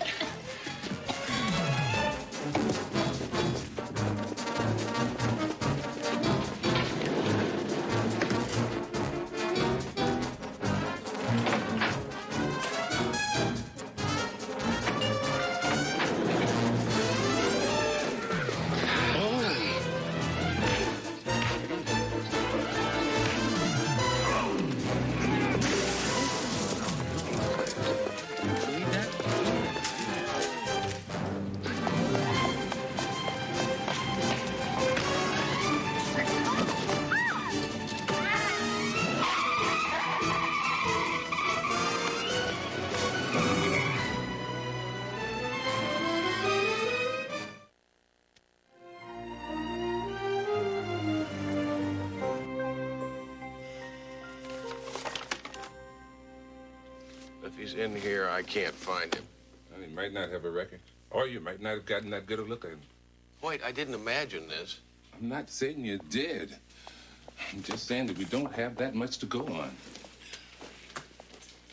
You know, just last year there were over 500 of these cases. It only takes a minute for a baby to be carried away. And every day that goes by, that kid changes, which makes it harder and harder to identify them. Cassie can identify her son. He's got an unusual birthmark on his back. So you said. But before we can go back to the Amsterdams, we've got to be able to prove that that is her son. CJ's got baby working on it right now, back checking hospital records. How's Cassie doing? She's sleeping. They changed her room at the hotel, put a guard on the door. Took a while to calm her down. I know how she feels. It's nothing like the pain of a child being missing. I've been there, I know. You die a little bit more every minute they're gone. I was lucky I got my little girl back. Yeah, well, Cassie's not so lucky. The man that attacked her told her that if she didn't do what he said, he was going to kill her son. I'll do everything I can. I'm with you on this one, Houston. Thank you, Mike. I've got a feeling we're running out of time. Come on.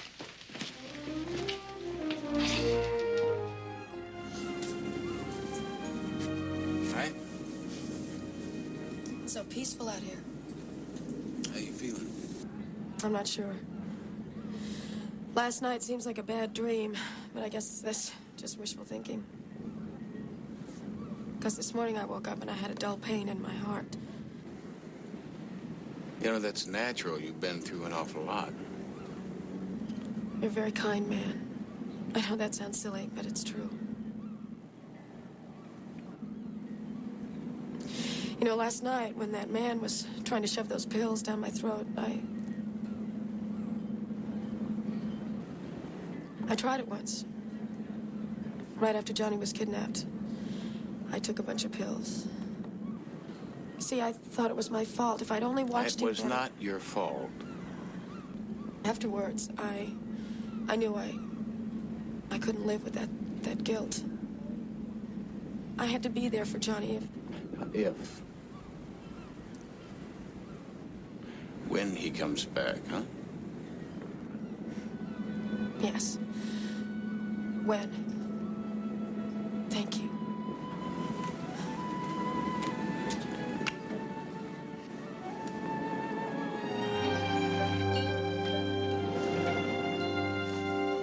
Perfect timing. I just finished going over the hospital records on the Amsterdam baby. He was born August 28th, 1982. Mother and son pronounced healthy and left the hospital 2 days later. Normal development till the age of 11 months. After that, there is no more record. Why? Because they changed pediatricians. It happens all the time. Yeah, but attempted murder doesn't. Now, somebody got very scared when Cassie claimed that the Amsterdam's child was Johnny. If that's true, what happened to the Amsterdam's child? Good question. I'll put baby back to work on it and see what we can dig up. First thing in the morning, I think I'll try going directly to the source. Okay, sweetheart. Let's dry the feet up. Mrs. Amsterdam. What do you want? Please, I just want to talk to you for a minute. About what? About mothers? A very special kind of love that they have for their children. I can see that you love your son. Of course I do. Let me tell you a little story about another mother very much like you. Loved her son very much. till her boy was taken away from her. Stolen. Why are you telling me this? Because her boy is about the same age as Mark. Same blonde hair, blue eyes. I don't want to hear about this. You know I'm right. No. I love my son. And that's why you can understand the pain and the anguish she must be going through of having her baby taken away from her. Please, if you feel like talking, just give me a call, all right?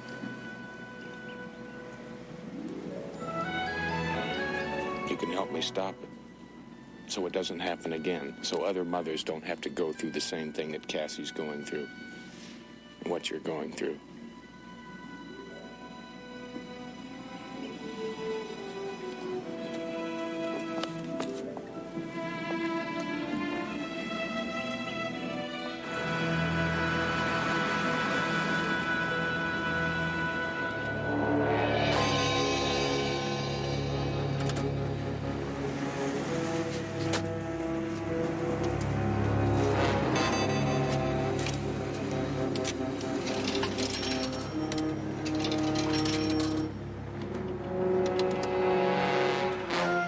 Ice cream, Jennifer?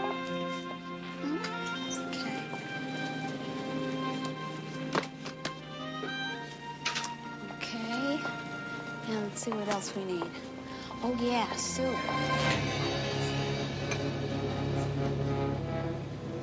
I don't like it, Denham.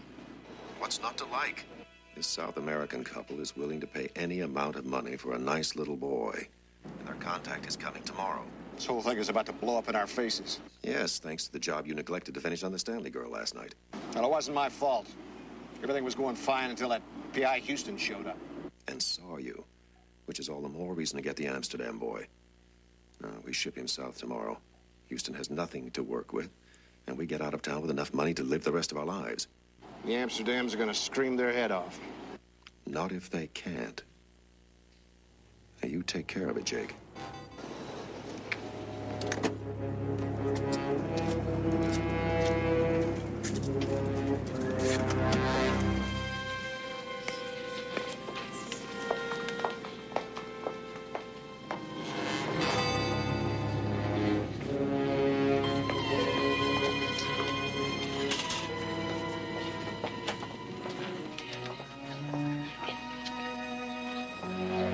Jennifer? Jennifer? Jennifer? Where's my baby?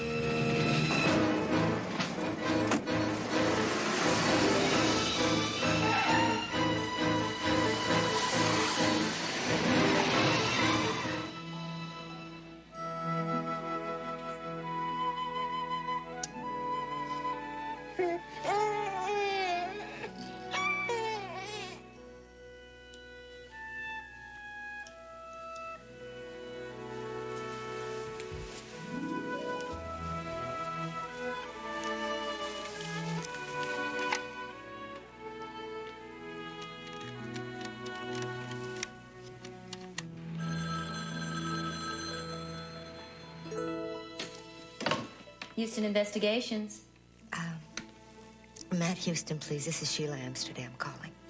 Houston, Sheila Amsterdam, line 3. Mrs. Amsterdam? Could you come over here, please? I'd like to talk to you about my son. About Mark. Of course, I'll be right there. What are you doing? Thank you, Mr. Houston. Goodbye. Sheila, what have you done? Robert, now we can't live this lie anymore. We can't pretend our son didn't die. But, Mark's our son. No. As much as we love him, he doesn't really belong to us. His. We adopted him. It was a phony adoption, Robert. Robert, I think that girl is his mother, his real mother. And she deserves to have her son with her.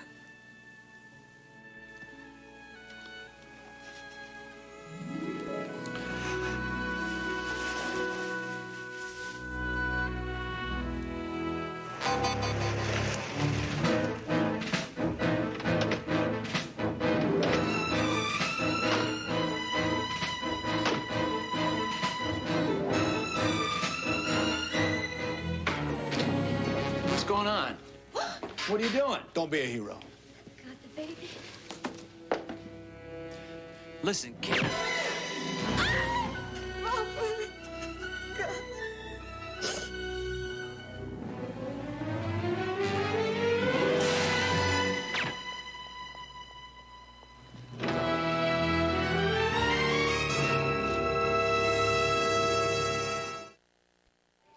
Mrs. Amsterdam is in a coma. Paramedics got her vital signs patched through to the hospital. She got a 50-50 chance. CJ just told me that you saw Johnny. I saw a small boy. Was he all right? He's fine, but we still can't prove that it's Johnny.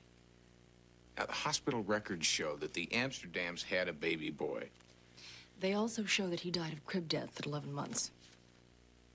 What? It's a copy of the death certificate.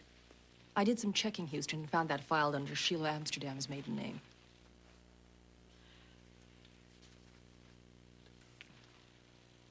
The Amsterdam's child died. They must have adopted another. Who just happened to be Cassie's kidnapped son. Those poor people. They paid a terrible price. Amsterdams are not the kind of people that would deal directly with a kidnapper, and there's got to be somebody else involved. Well, I get the feeling that you have an idea who that might be. I don't. I just have an idea how to find out who it is. And the place to start is with the Amsterdam's financial records.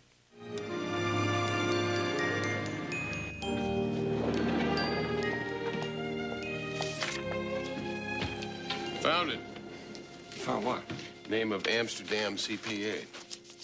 Did you get me out of bed just to tell me that? Illegal adoptions cost a whole bunch of money. I want to find out who the middleman is, who Robert Amsterdam paid a large sum of money to around the time of the adoption.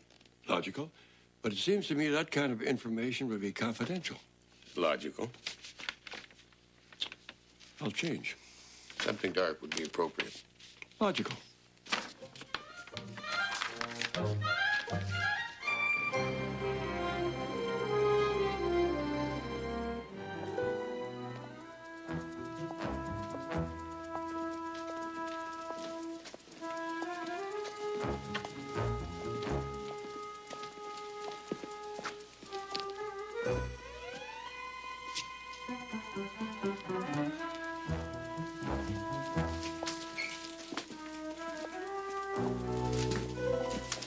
Why don't you hold the flashlight? I'll get the lock. Better if you hold the light and I pick the lock. No, I can get the lock. I'm older. What's it got to do with it? Experience. I picked more locks than you picked. Faster. Yeah, I'm fast, too.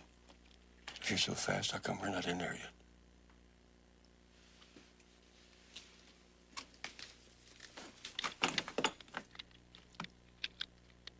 Could have done that. Could take all night to find that Amsterdam file. Why don't you start here, and I'll start over there.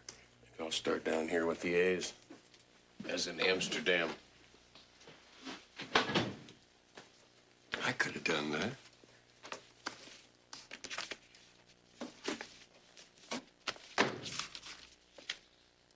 That's the right date. Take a look at the copy of that check. That's a whole bunch of money.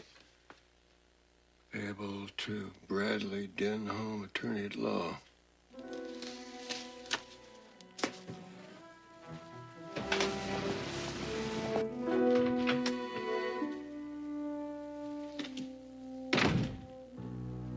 Who are you? Name's Houston. Want to talk to you about adopting a child. I do very few adoption cases. How'd you get in here, anyway? I walked. Your secretary seems to have a fascination with the coffee machine. Now, these few adoptions that you do, tell me something. Where do you get the kids? from poor unwed mothers anxious to find excellent parents for their babies without burdensome paperwork. Black market babies. Is there a point to this? I want a kid, Denholm. Somehow I don't think you qualify as an excellent parent. Somehow I don't think you're qualified to make that decision. Now, I want a kid. This kid.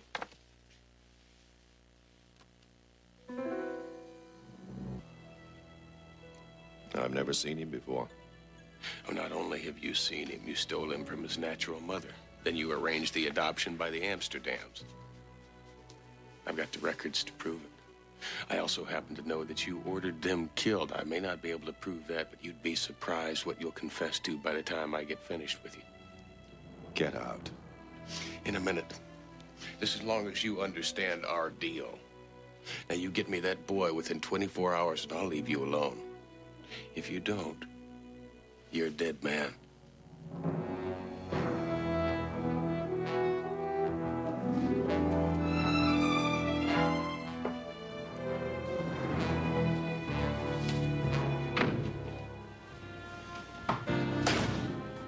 How'd it go? I gave a virtuoso performance. I think he bought every word of it. You gonna be all right in here? This may take a while. Patience is a wonderful virtue. I spent 3 days in a van half this big in Dubrovnik in '59. Builds character. He had muscle cramps. Well, I'm gonna go back to the office. An eye to my vigil. Sooner or later, Denholm will lead us to Cassie's boy.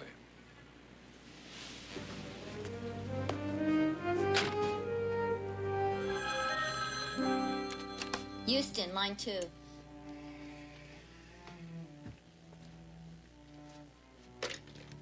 Matt Houston. I've been considering your request in regards to the child. You're a very persuasive man, Mr. Houston. So get to the point. There's a construction site at 34th and Edison. You'll see a trailer.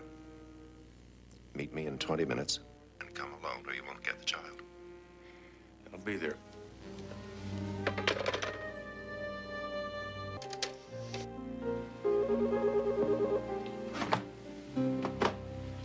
I hope this is good news. He wants me to meet him at a construction site, 34th and Edison. I know the project. Abandoned and condemned. It's a setup, boy. Take me with you. I want you to stay put, right where you are. Now, if Denholm thinks that I'm out of the way, he might make a move on his own, lead you to Cassie's son. Or maybe not. I can't just sit here. Patience is a virtue. Builds character. And muscle cramps. Be careful.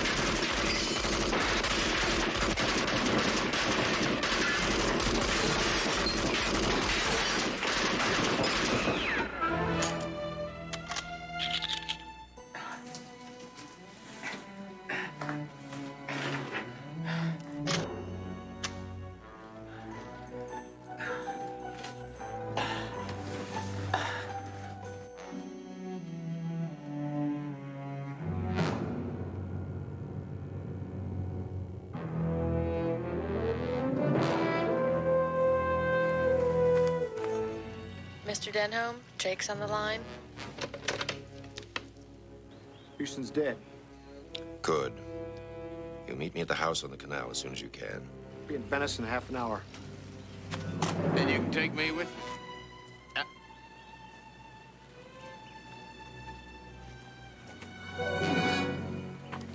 Figured you'd need help.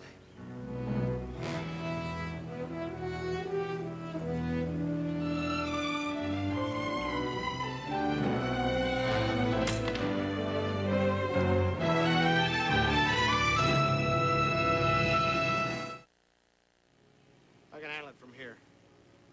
Get on back to the house before the kids wake up. I'll take care of him and meet you up there. Pussycat, finally run out of lives.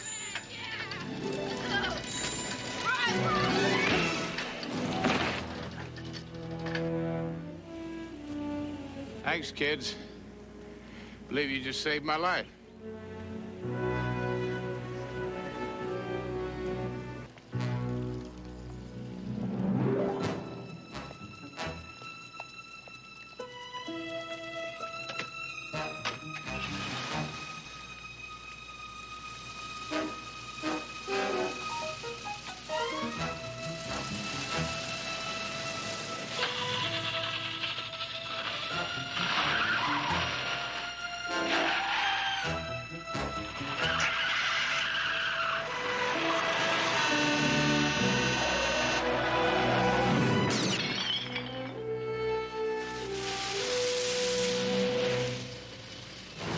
I'm so sorry. I didn't see you. I'll get my car started.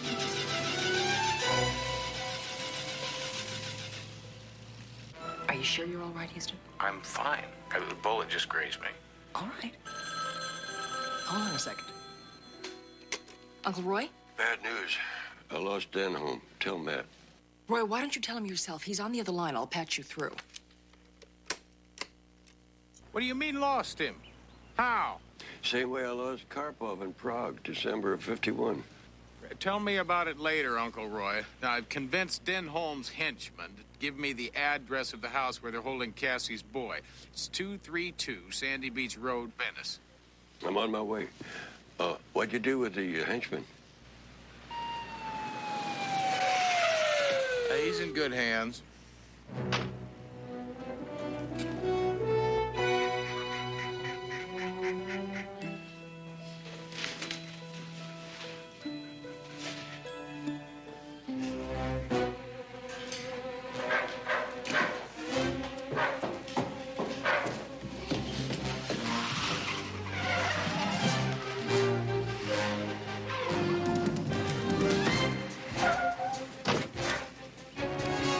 Did you check the house? Reinforcements are on the way.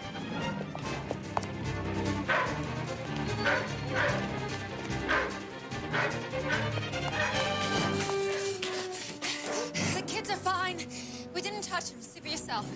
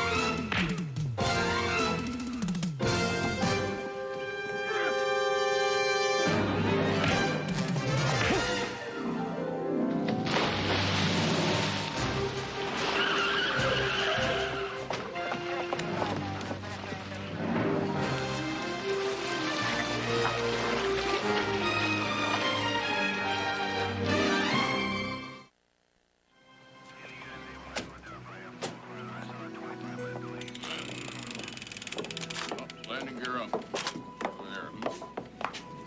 What do you think of that? Pretty good.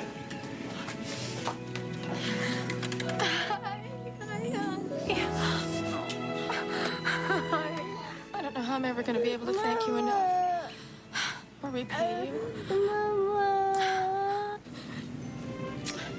think you just have.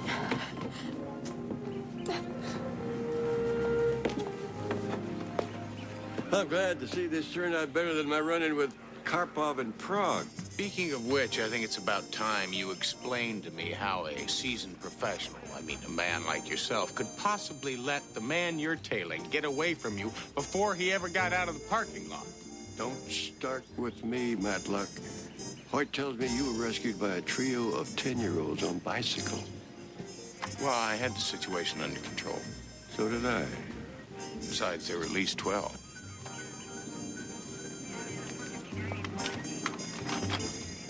You know, we make a hell of a team. I'm glad you think so. Because I've been meaning to talk to you about a raise.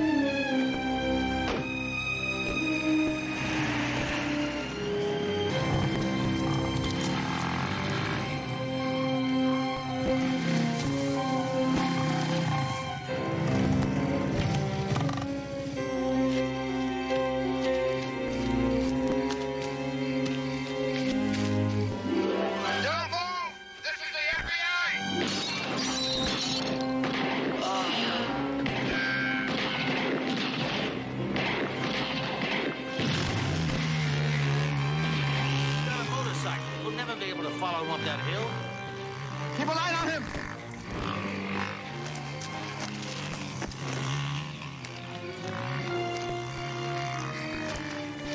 That was not even our man. Now, you moved in too soon. You didn't listen to a thing that I said, and now he's gone. You said he worked alone. I told you that he worked alone in the past. I also told you that he was unpredictable. Look, I don't have time to argue with you. He's still got the boy. He's gonna give the boy back. He fancies himself a man of his word. I thought he was unpredictable. Look, Houston, we're the FBI, not a bunch of Keystone cops. If you hear about this case on television, come up here from L.A., telling us that a small-time kidnapper is some nightmare man who kidnapped and terrorized you when you were a little boy in Texas some 20 years ago. It's him.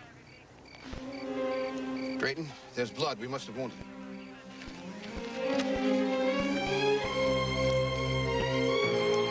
He said he'd be back. Just like a bad dream. Now, look, I played this whole thing just the way you wanted me to, right by the book. And now he's gone. So maybe we'll play it your way the next time. Yeah, well, maybe there won't be a next time, see? I have waited for this for 20 years. Well, where's he gonna go? Where's he been all these years? Exactly where he's wanted to be. Freeze the bird.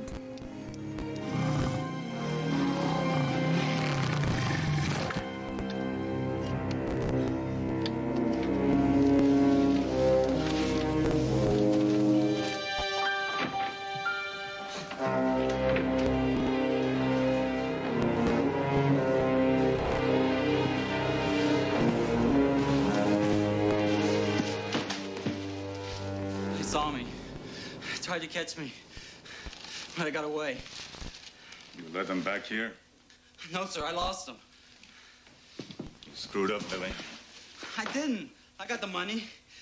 It's just that they were hiding, waiting for me.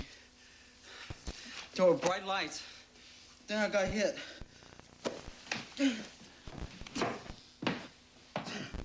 You hurt bad? You'll be all right. It's just a flesh wound. We'll be leaving now. What about him up there? Don't worry about him. He won't be doing any talking. I'll leave you and me.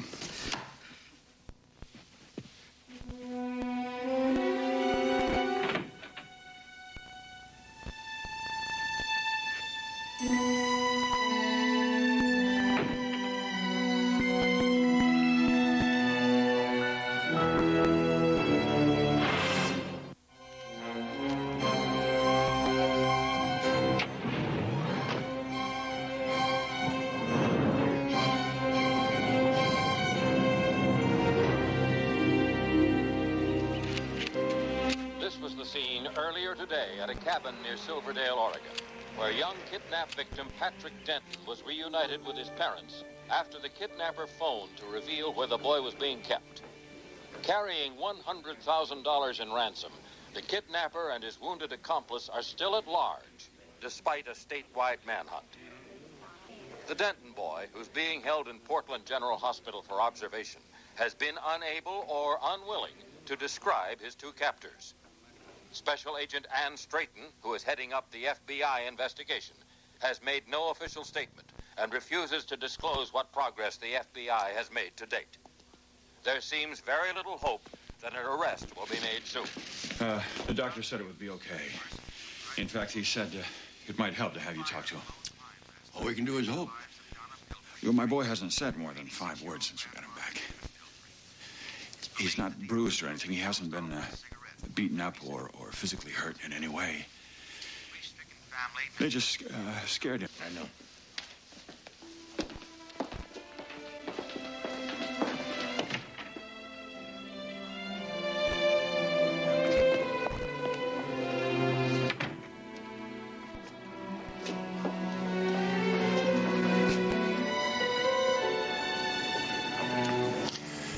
Man who kidnapped me locked me in a closet.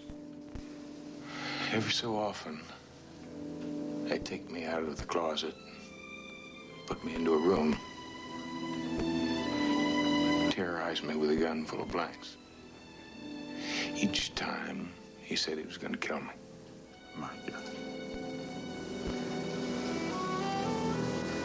When they finally found me, I couldn't look at anybody in the eye. I couldn't talk to him. I couldn't tell him what had happened to me.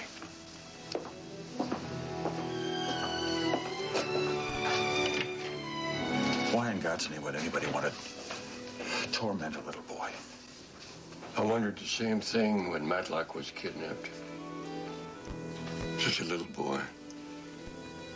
So helpless to this kind of thing. My brother Bill paid $50,000 ransom. I'd just like to find the monster who's responsible for this. Make him pay. So does my nephew. Patrick, the man who kidnapped you kidnapped me a long time ago. I think I know what it is you're going through. Nobody knows. What did he look like? I don't know. He called himself the Nightmare Man.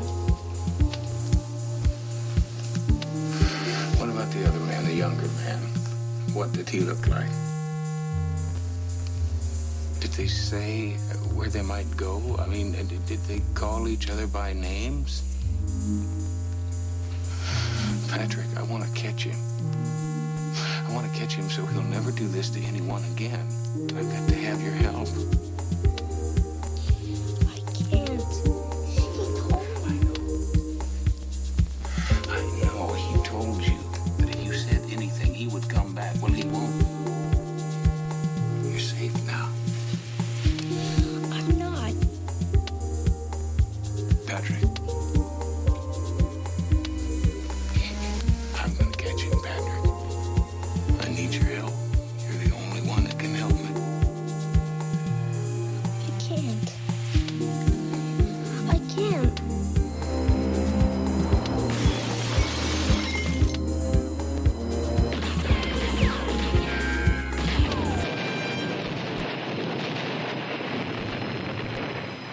You bleeding?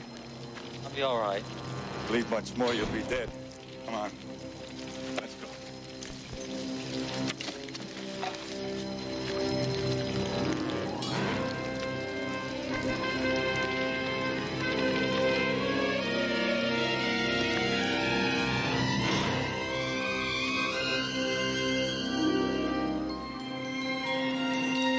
Patrick, this is a sketch that the Texas police made of the man who kidnapped me. Look anything like the man who kidnapped you?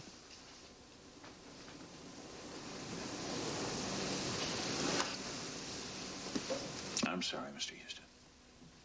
No need to apologize. He's too scared to talk.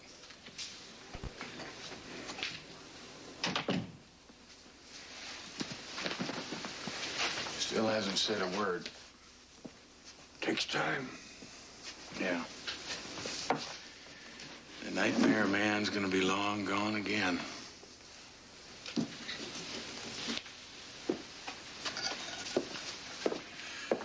Mr. Houston, I want you to know how much I appreciate you coming up here to Portland and at least trying. I haven't given up yet, friend. It hurts you to remember, doesn't it? My nephew knows. The last thing in the world he would want to do would be to hurt you any more than you've already been hurt.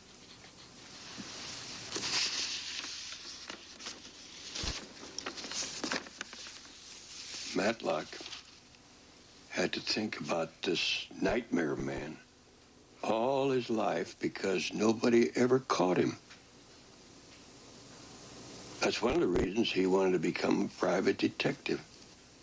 Why he cares for things that some people don't give a second thought to. Like you. About what you have to live with.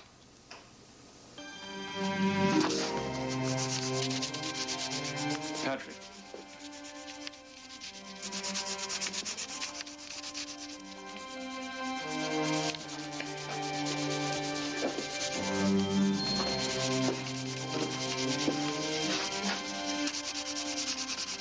He's drawing a beard.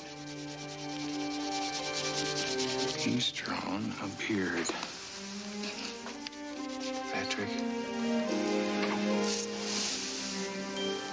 God bless you, Patrick. We're gonna catch him. You and me, we are going to catch him.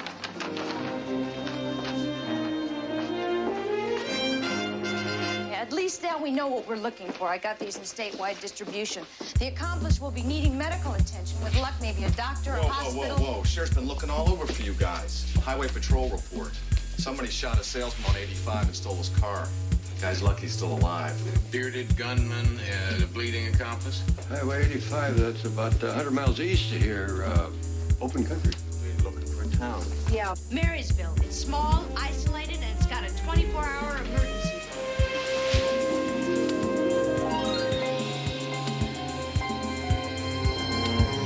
Nope. I've never been caught. Just a little bit too crafty.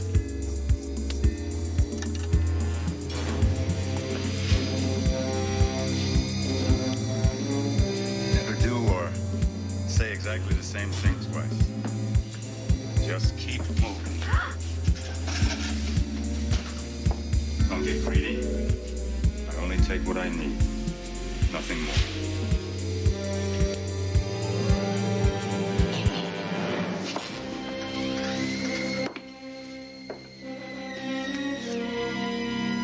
He looks dead. The anesthetic will wear off in an hour. You really shouldn't move him. 1 Charlie 5, Bishop to King 5. Copy? What's that? They're not calling us. We're on a network. One of the clinics calls in to play chess with a dispatcher in control. Get on the floor like him. No response from inside. We have an emergency code. No response means... Yeah, I know. It means he's in there. Let me call for some backup. Look, I haven't got that much time. Now, we played it your way last time. You remember? Listen, Houston... Agent Straighton, my nephew is going in there now. It's simply a matter of whether you're going to help us or watch us.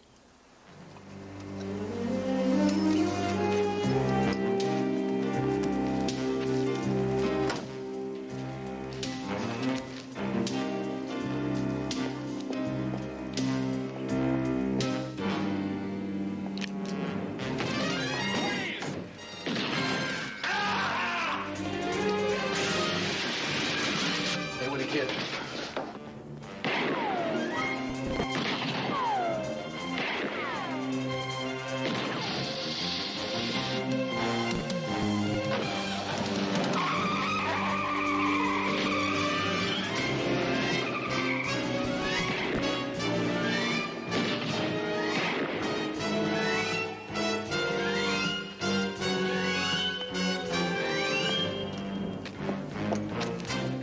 Is that your car? Yeah, here. Go. Roy, I want you to get a hold of the highway patrol. See what you can get out of the kid inside. Bad luck. Yeah, I know. I'll call you when I get a chance.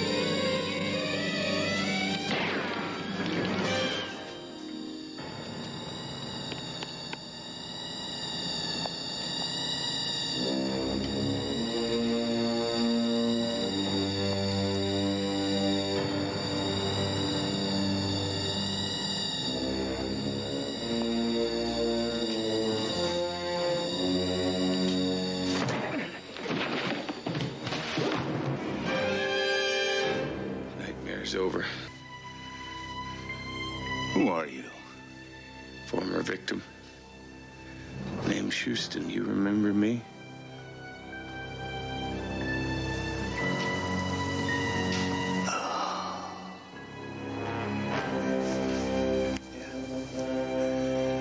The kid who wouldn't cry. I scared the hell out of you. But you wouldn't cry.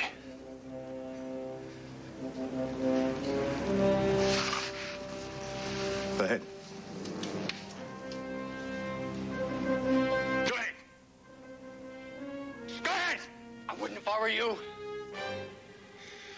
My name is Matt Houston. I'm a private investigator. My wallet is in my left-hand pocket. This man's wanted by the FBI. He's crazy! He forced me in here. He was going to rob me and kill me. He's lying! Don't move! Lose the gun! The man is wanted for kidnapping. Look, just check, please. We'll settle this outside. Lose the gun!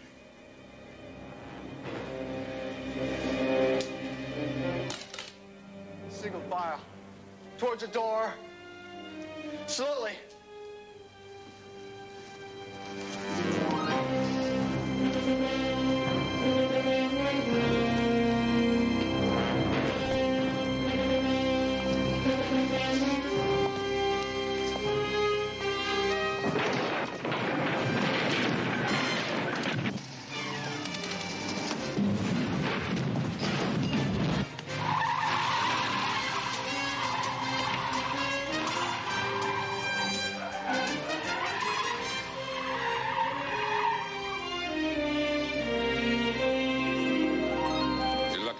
Sergeant up there. The way you were carrying on, they were ready to lock you up and throw the key away.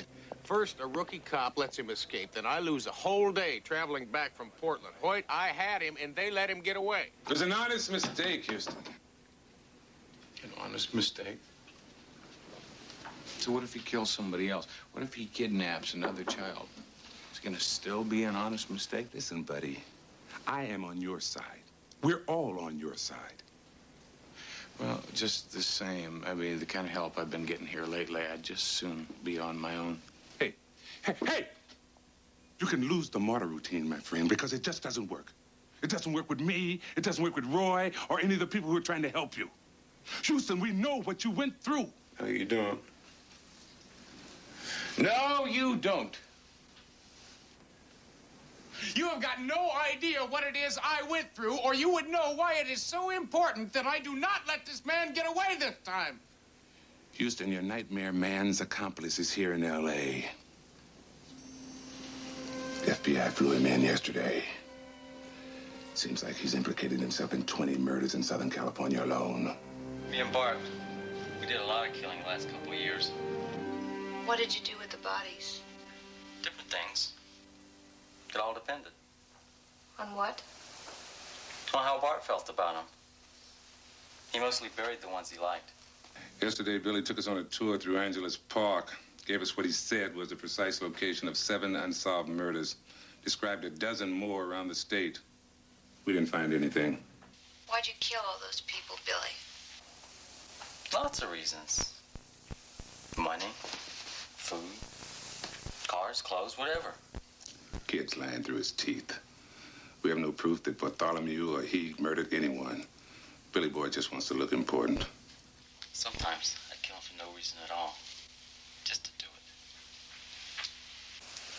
Bart didn't like it when I didn't have a reason. He whipped me good. Bart always has a reason. Bart. That's your nightmare man, Matlock. Just Bartholomew, no last name. Where do you suppose this Billy linked up with him? Don't know. His last name is Collins. Or so he says. CJ's running a check. He has no public record under that name. Whose idea was it to kidnap Patrick Denton? Bart's idea. We needed to raise some money for our dog ranch. Bart let me help, though. He also left you behind, Billy. Bart left you behind to take all the blame. All right, this is the part we're waiting for. What are you talking about? I'm talking about someone you trusted, who's just left you in the lurch. He didn't leave me in no lurch. Then where is he, Billy? He's right here in L.A., waiting for me to get out. We agreed to meet at this place if we got split up somehow. The Cape Cod Inn, room 15. 15 is Bart's lucky number. Not anymore.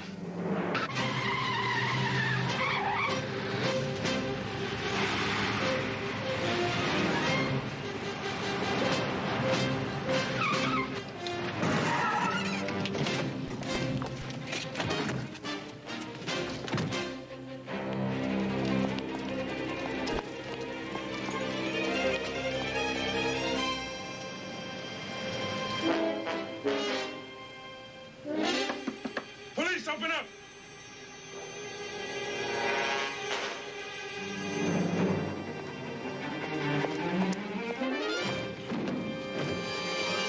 Don't shoot!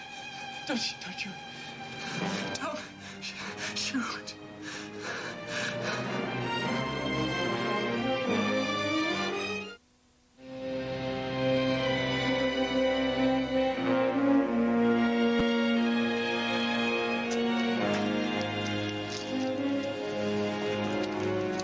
Lying. Protecting Bartholomew. Why? That's what I'm going to find out. And this time, I'm going to be the one that's asking the questions. No, you're not. I just received word that Billy's been transferred to a psychiatric facility. A couple of lawyers showed up with a court order right after we left the hospital. Let me guess. We violated his constitutional rights? They say Billy's mentally ill and incapable of understanding the consequences of any confessions. Come on, Billy knows exactly what he's doing. And he is the only one that knows where Bartholomew is. Now, he's just playing games with us. Maybe. It doesn't matter. They'll never allow us to get close to that kid again.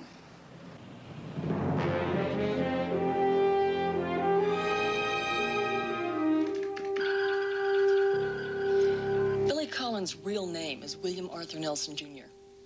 He was last seen 11 years ago, just before he was kidnapped. The ransom was $30,000. His parents took a calculated risk, Houston. They stalled, hoping that the police would catch the kidnapper. Bartholomew. He said that if he didn't get the money, Billy's parents would never see their son again. He kept his word. They never did. And an innocent young boy who was slowly turned into an animal. We think your nightmare man's been blazing a trail of terror across this country since before he kidnapped you, Houston. Assaults, robbery, stealing cars, rolling drifters. Who knows how many homicides? And at least 3 kidnappings. And Billy is the only link that we have to put an end to all of it. Well, both his parents are dead. He has no other family. Except Bartholomew. Now, do we know what psychiatric facility they're holding Billy in? Meadow Oaks, a respectable facility, so I hear. Look, Houston, I mean, even if you could get in to see him, Billy's not going to tell you where Bartholomew is. He worships a man. He may not tell me where he is, but he could possibly lead me to him. You try to break that kid out of Meadow Oaks, you'll have every FBI agency in the country on your tail. Then just tell me how hard it would be to get in to see him. With the courts involved, you'd have to be committed.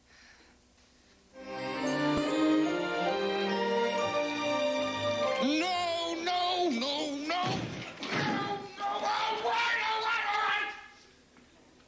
Hold it. I promise. I'll go quietly.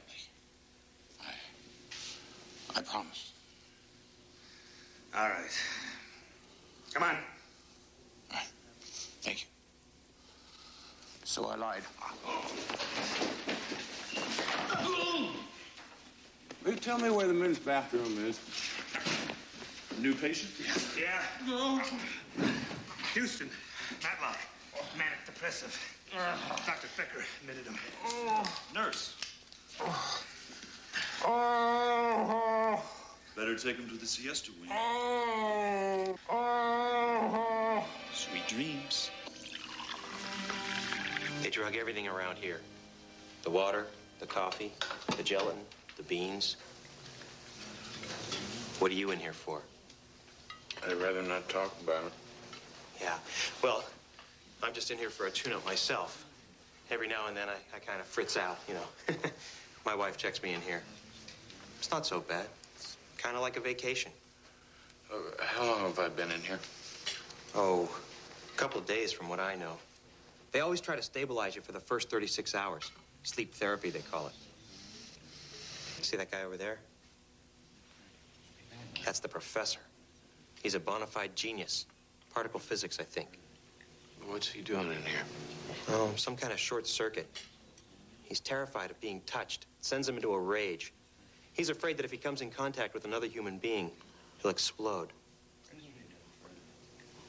They use the coffee for shock therapy. Right. We got a murderer upstairs. A new patient? He came in just before you. They're treating him like some kind of celebrity. I mean, he's got Ward C all to himself. What do you have to do to get into this Ward C? From here? Well, you have to be sick or hurt. It's the infirmary.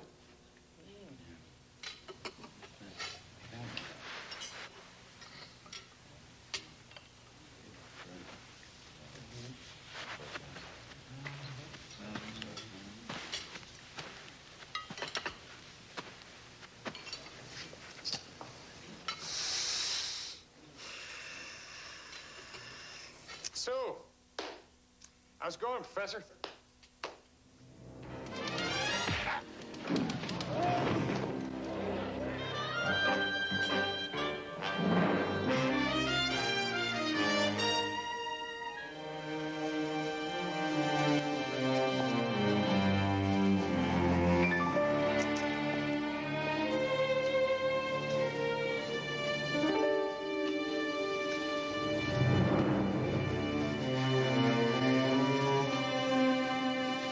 What are you staring at? Get out of my face.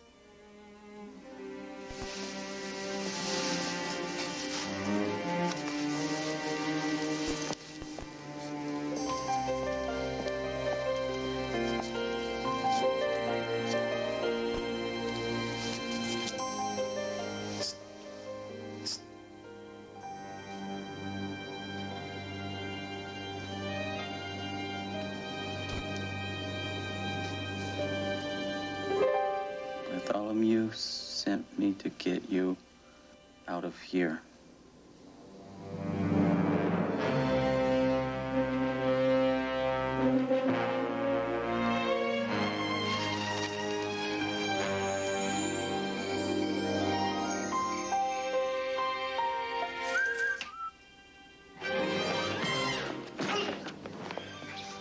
Make one sound and I'm gonna break your neck.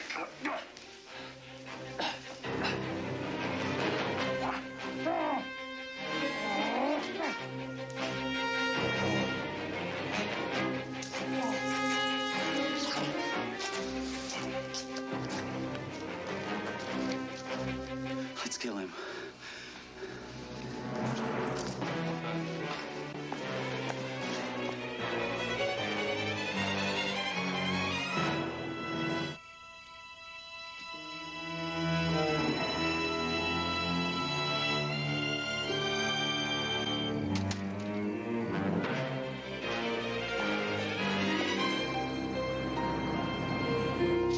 I want every available man out there looking for him. Sir, one of them is on our side.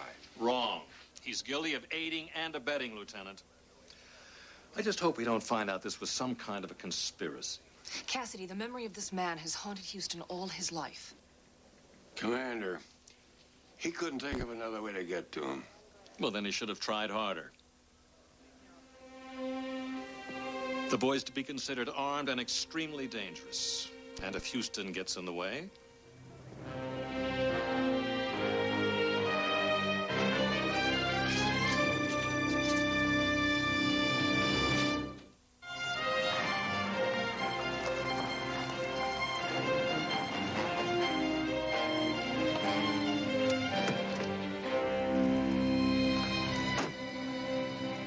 Thank you. Hell of a place to stop. Yeah.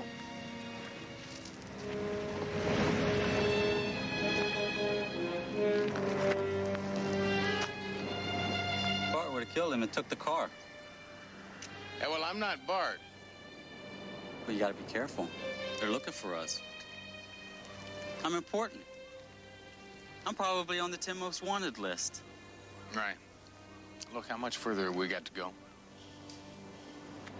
We're close. Come on. Think Bart would be surprised to see us so soon? Oh, I bet you he will.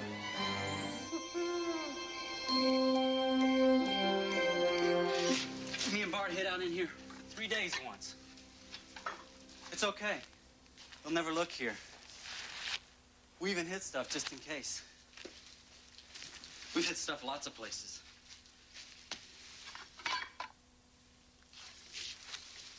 Hey, that's mine.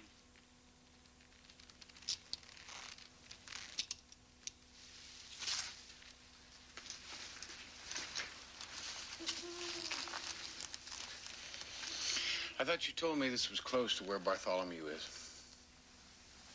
It was. We passed it. Bartholomew always taught me to go past where you want to go. But people think you're going to keep going. They never expect you to go back the way you came. We'll go back in the morning. You don't seem like anyone Bart would know.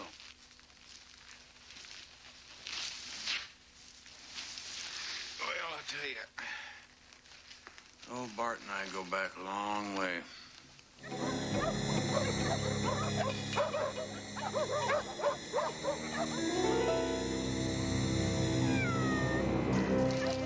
This is it. This is our dog ranch. Bart's and mine. It's all ours. He must be inside. Yo, Bart!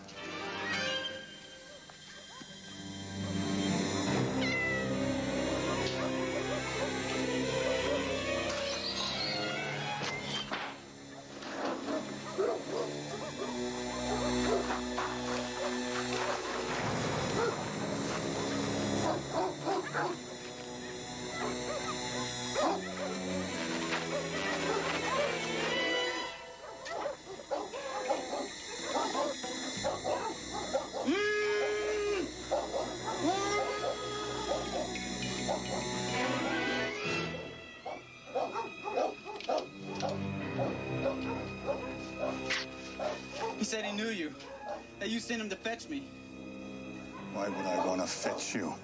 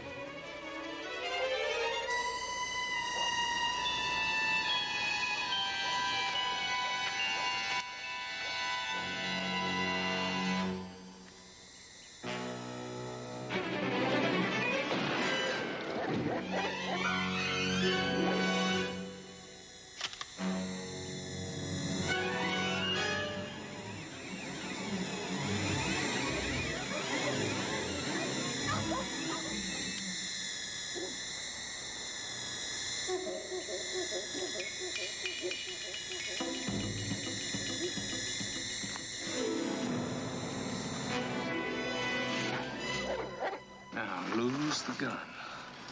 Real slow. That's it. Come on now.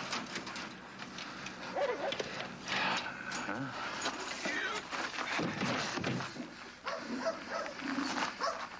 Circles. This is how I started, too. With a revenge killing. And then it got easier and easier.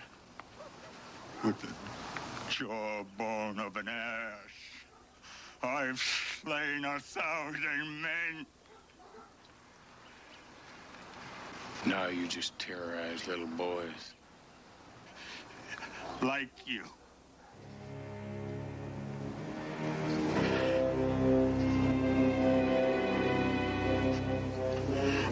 am not afraid to die.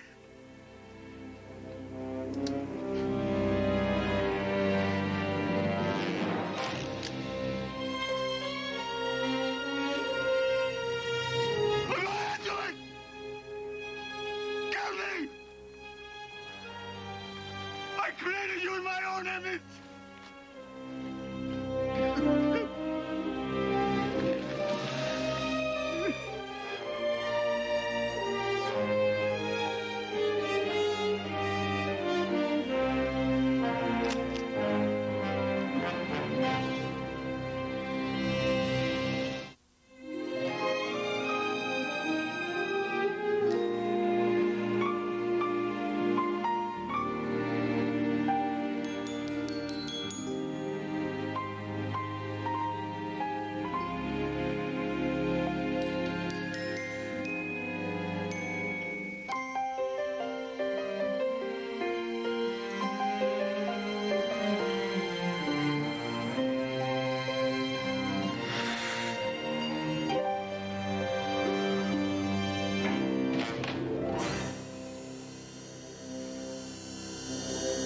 It's time, little Madeline.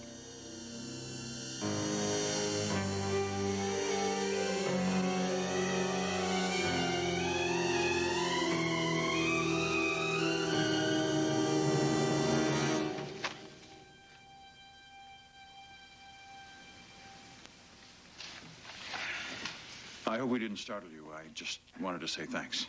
I didn't think you'd mind. No.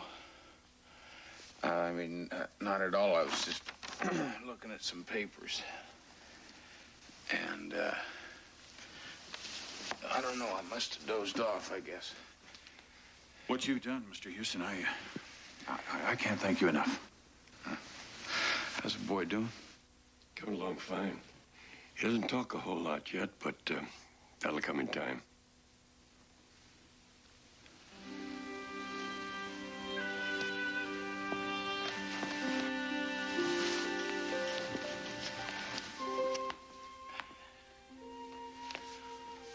Hey, buddy.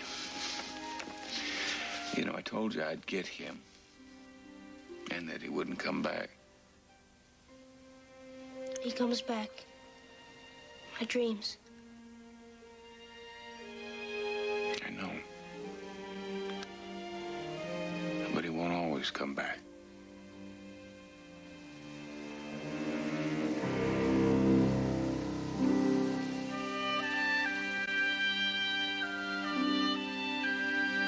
Could you hand me that lighter?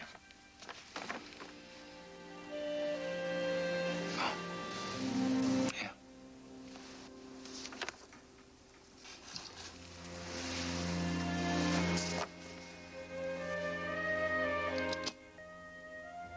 Go ahead. I was thinking about doing the same thing myself.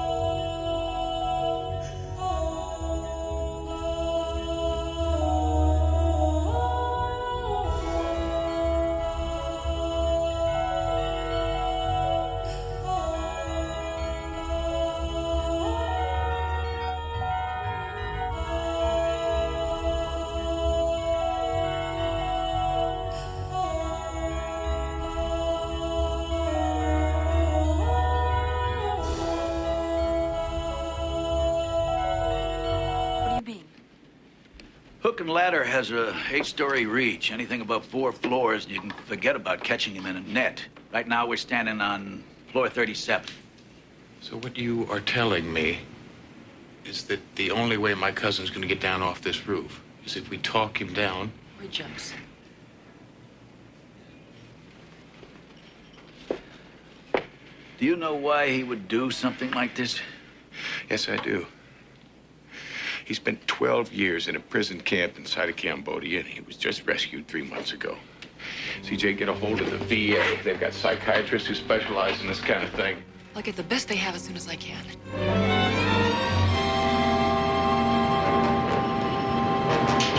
How's it going, cuz? Don't come any closer. Well, what the hell are you doing up here? Please. Don't tell Dad. Sounds like we're kids again, and I just bent the fender on his Buick, huh? I don't think I could take him seeing me like this, Matt. I won't tell him. All those years, locked up, caged like an animal, bent over and shackled.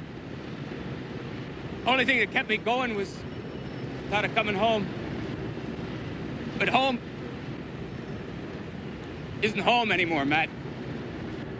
Will, I know what you've had to go through to adjust, but you've got people that you can lean on here, people that want to help you. I'm 35 years old today. Some happy birthday, huh? What have I got to show for it? No wife, no kids, no... nothing. Talking about your girlfriend, Mary?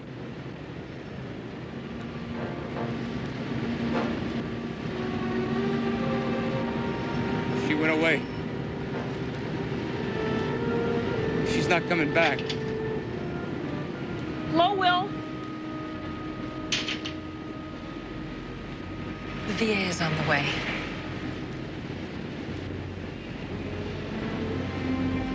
Look, Will, jumping off this building is not going to bring Mary back. No. But it'll put an end to my hoping that she will. Will, there must be some kind of a misunderstanding. People who leave letters saying, I'm not coming back, and don't bother trying to find me, make themselves very clear. Let me try and find her. She doesn't want to be found. Well, look, I found you in the jungles of Cambodia. How hard can this be, Will? Let me give it a shot. Let me find her. Look, you two can sit down face to face, talk it out, find out what happened here. Where does she live? On a houseboat in the marina someplace. I don't know. She always insisted we meet at my place. Well, you gotta promise me something. Don't ask me to come in off this ledge, Matt. I can't be with the rest of the world. Just promise me that you're gonna be here when I get back, all right? No deals.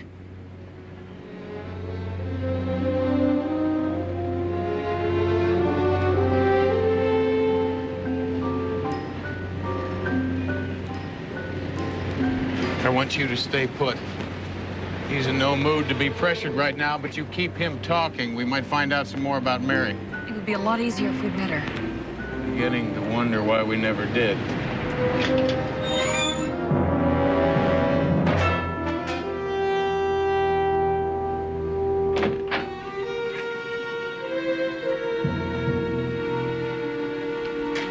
Uncle Roy, how'd you find out? When you and CJ hightailed it out of the party, it didn't take a brain surgeon to figure out something was wrong. My son is getting ready to jump off the roof, and they won't let me talk to him. No, sir, you can't go down there. You can't talk to him right now. Will is all mixed up inside and hurting. I'm hurting too, and I'm going to talk to my boy. No, you are not. Don't you understand? He doesn't want you to see him like this. I mean, you go out there right now, and he may jump. How many more payments do I have to make on my son, Matlock, before I get him back? I don't know. Just listen to me. Look, if you really want to help him, let's go talk to his girlfriend, because right now it seems like she may be the only one that's going to talk him down off the roof.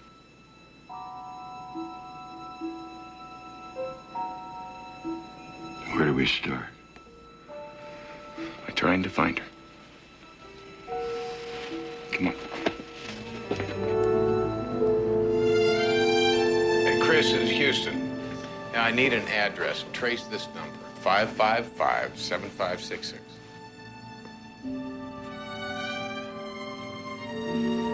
Look, when you get it, please, give me a call on the mobile phone. Thank you.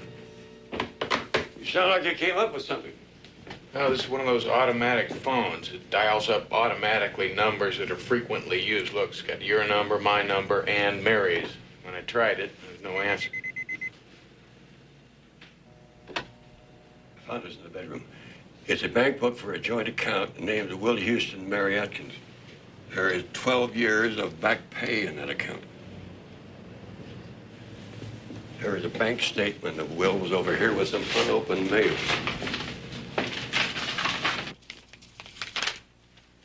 Mary Atkins closed out the account.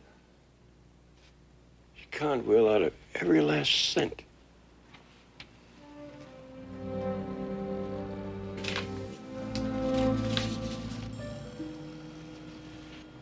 The question is, does Will know that he's been suckered?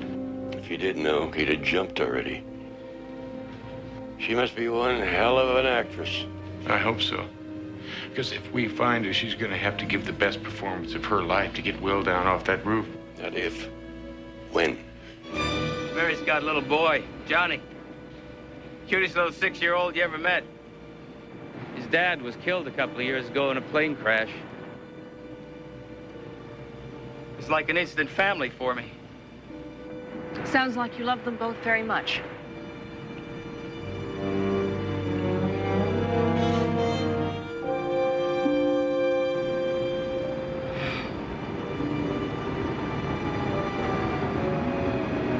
Mary and her little boy were my world, CJ. You're part of our world, Will. That's why you have to hold on. For Houston and me, as well as Mary and her little boy. But especially for Roy.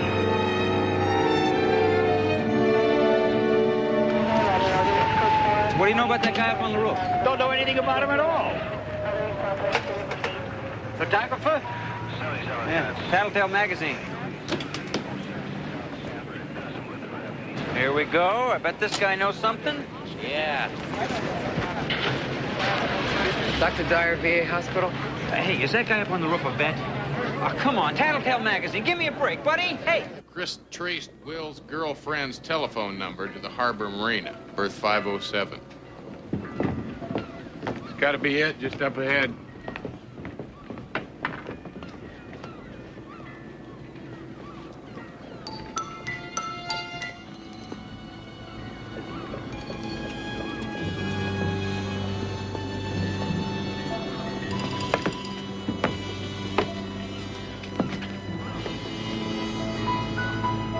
You boys shouldn't have gone in there.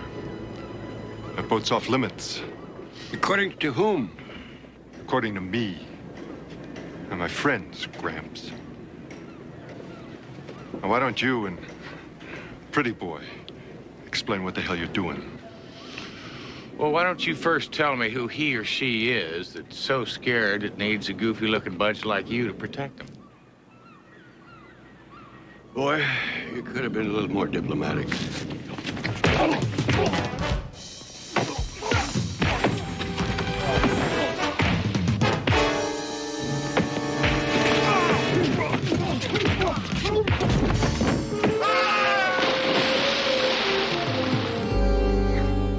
Oh, don't shoot, man, please.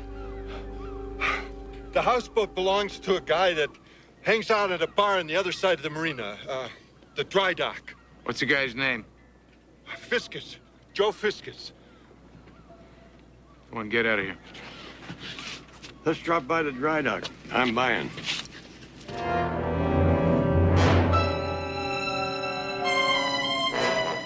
Houston, get back here as fast as you can. He's been drinking and he's talking about jumping again. And I think he might do it. Dr. Dyer from the VA thinks that you're the only one who can stop him. Hurry, Houston.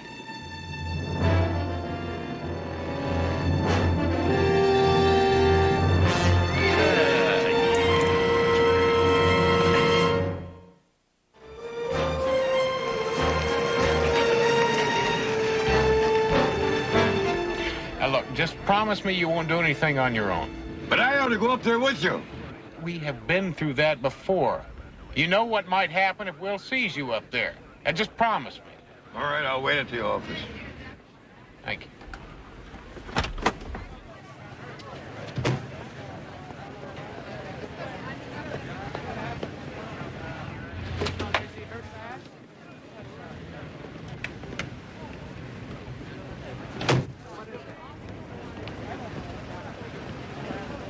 We're going to the marina. Bar called the Dry Dock. He's drunk and scaring the hell out of me. I can't get no satisfaction. Let me try and talk to him. Can't get no satisfaction. Will! How you feeling, buddy? Well, not thirsty anymore. Not much left anyway. Not much anything left. Anymore. I've seen this case before, you know. The VA. It's not unlike the post-traumatic stress disorder that they found among Vietnam veterans and prisoners of war. Thinking about Mary's little boy. He needs an operation, you see. I offered to pay for it. Even opened up a joint bank account in both our names. She was too proud to even touch it. Now I don't know where either one of them is anymore.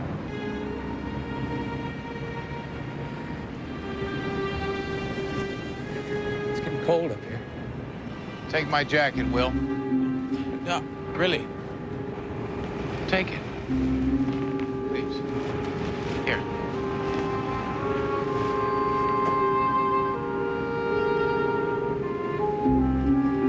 Hell. Maybe it's better if I do jump. Well, don't say that. What's the boy gonna do if you jump? He's already lost one father. Oh, his mother will find somebody else. She probably already has. Nobody better than you, Will. Matt, would you stay with me? Just for a little while? As long as you want.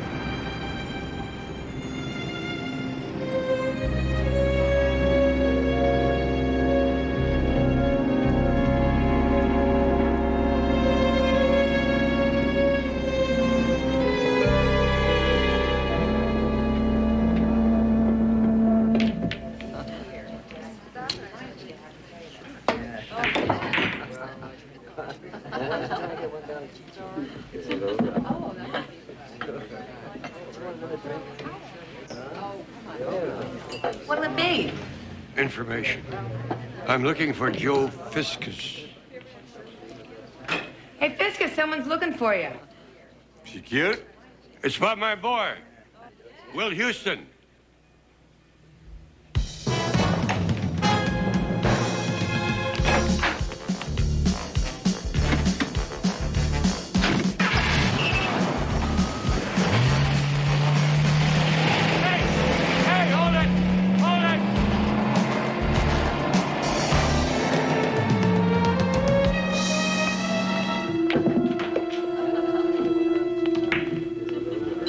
Not real smart.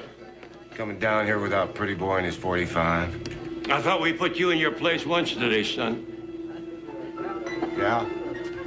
Well, the way I see it, you and I got a little unfinished business. And I'm gonna enjoy it. So am I.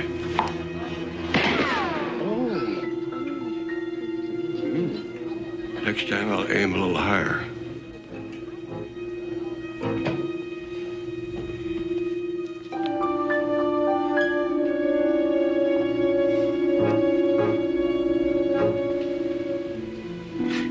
You're too old to be a cop. You're the one Fiscus conned?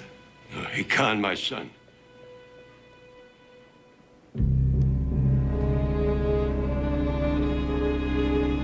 The non-vet on the roof? I've been watching him.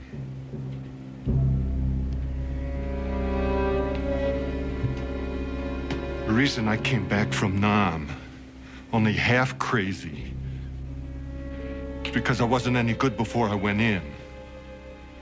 It's guys like your kid that it really ate alive. I bet he volunteered. Thought it was all a big John Wayne movie. Yeah, he had a bunch of ideas like duty, country, honor. Well, you go and tell your boy that John Wayne is dead. He sure the hell is.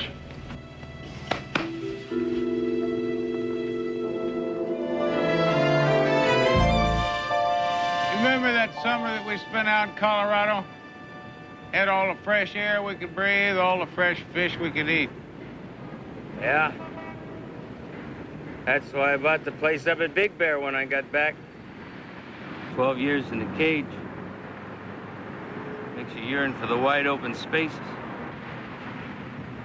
At least you don't have to worry about your daddy catching us smoking cigarettes behind the garage anymore. Remember, I got the lecture of my life. Yeah. I got the licking.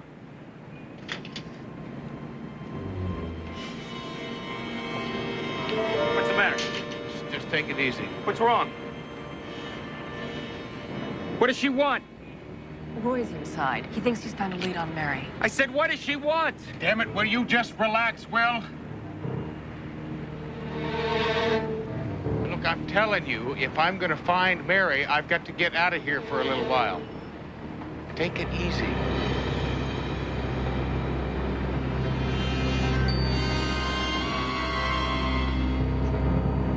CJ's gonna stay with you.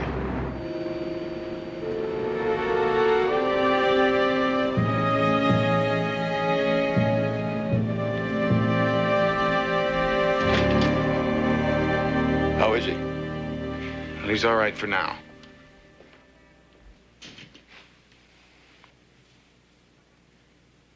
He's gonna be all right. I got the license plate on that fella that hired us 5 guys down at the dock. Chris is checking it out. How'd you get his number? I went to that bar. Well, you promised me that you'd stay put. I know, but I have my fingers crossed. We're here on the 21st floor of the hotel, and looking out at the opposite tower, we can see the man still poised on the ledge. My question, and the question on the minds of everyone who's been watching this human tragedy, is why? What causes a man to climb the heights of a modern skyscraper and contemplate jumping off? Hey, I told you not to watch this stuff. The guy's a loser. This is depressing. You can't do anything about it now anyway. No. I'm just the one who strung him along and ripped him off. Why don't you get Johnny's stuff packed and we get out of here?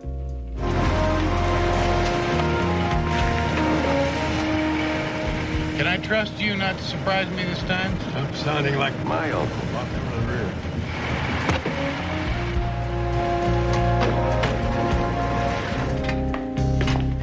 Okay, that's it. If you get Johnny set up front, we're on the road.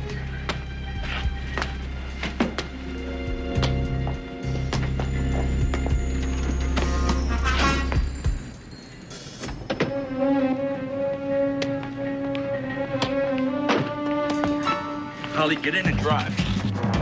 Hey! Come on, move! Move!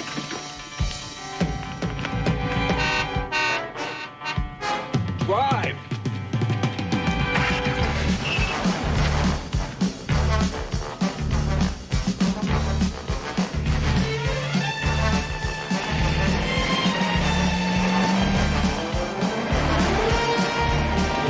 Look out! Go! Go! Don't worry about them. I'll get them after I get you to a hospital. Easy.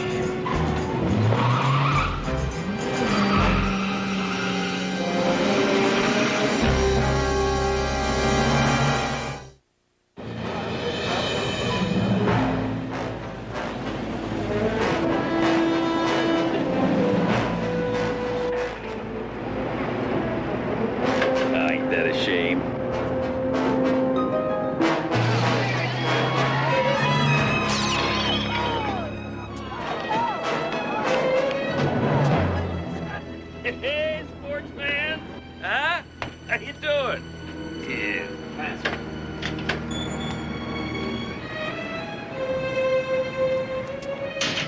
Will, I've got black coffee.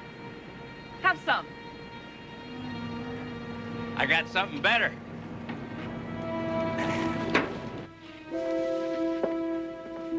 Well, I hope he doesn't have another bottle of that 100-proof courage in that sack. If he gets any drunker, he may fall off. Huh? Oh, great. This is all we need. Doctor, get away from that window.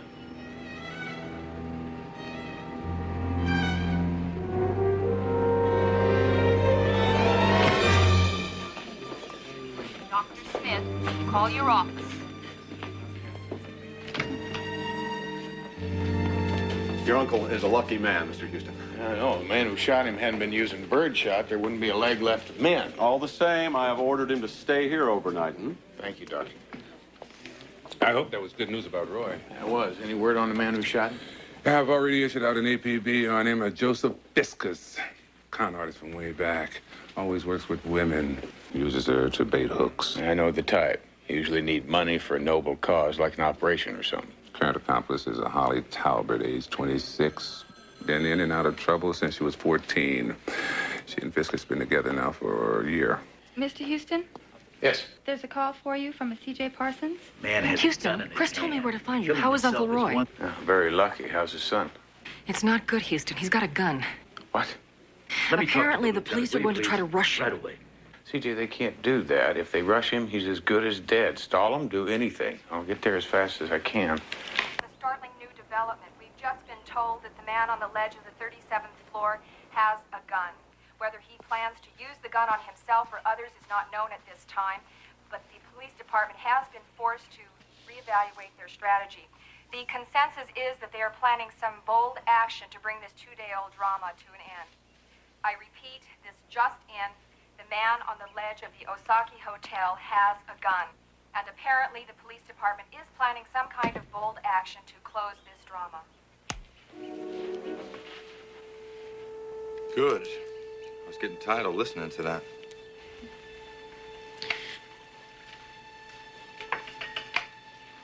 I want to quit.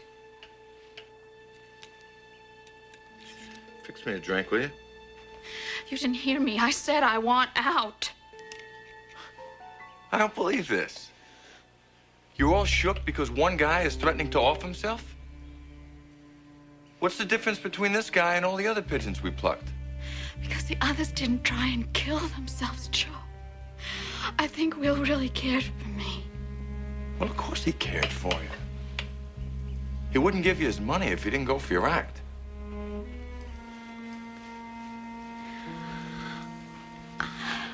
I'm not so sure it was an act.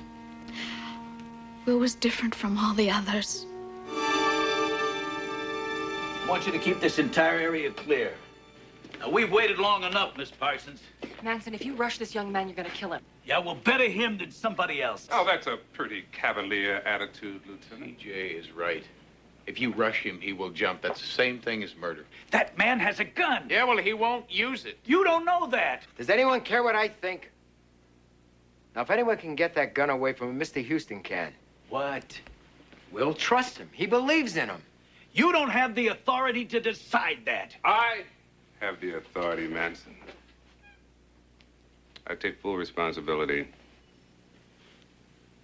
I can make it official with one phone call to headquarters.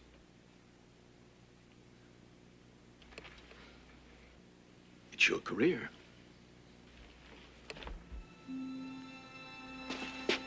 Thank you, officer. Houston, they found that camper belonging to Fiscus, abandoned on Highway 18. CJ, Highway 18, that's near Big Bear. I think so. Why? That's where Will's cabin is.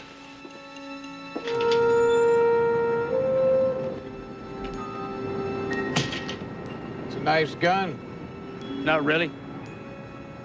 Want to give it to me? No? Did you find her? Maybe. Mary knows where your place up at Big Bear is, doesn't she? I used to take her and Johnny up there almost every weekend. They that's where she is? Well, I need more time to try and find her and bring her back here. What are you waiting for? The gun, Will.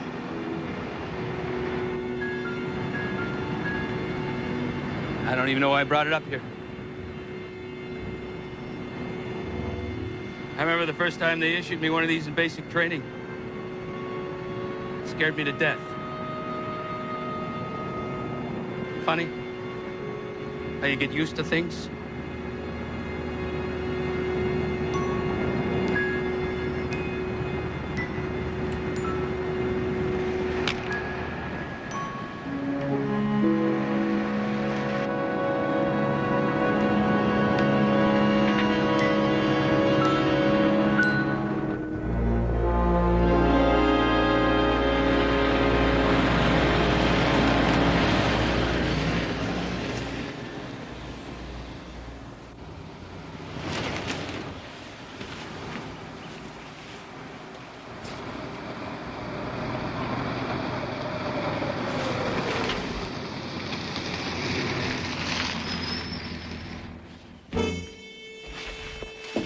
Stay here.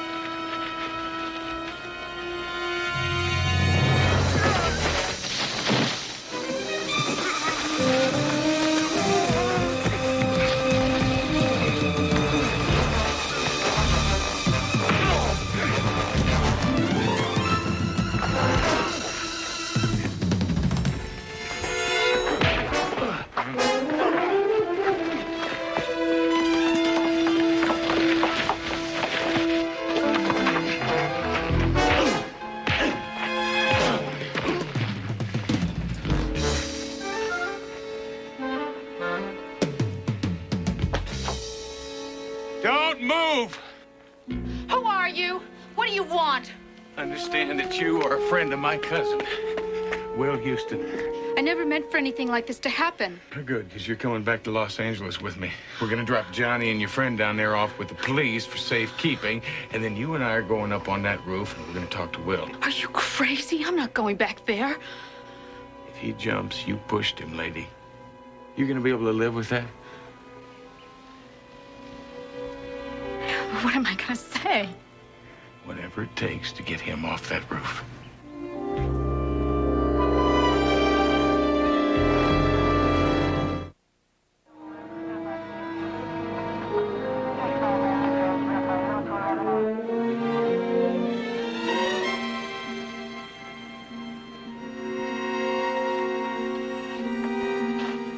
I thought the doctor told you to stay in bed. I couldn't stay away. That's my son out there. I'm sorry. I didn't mean for it to go this far. That doesn't matter. All that matters now is that it doesn't go any further. What if he doesn't believe me and... Well, you just think of him as a new mark, huh? With a 5-figure bank account that needs clearing out. Oh, thanks. I wasn't feeling quite low enough. No, you listen to me, lady. I grew up with Will. I've known him all my life, and I love him very much. I don't know if that word means anything to you or not, but I sure hope it does. Because you're it. Whether he lives or dies depends solely on what you do and say out there on that roof. Now let's go.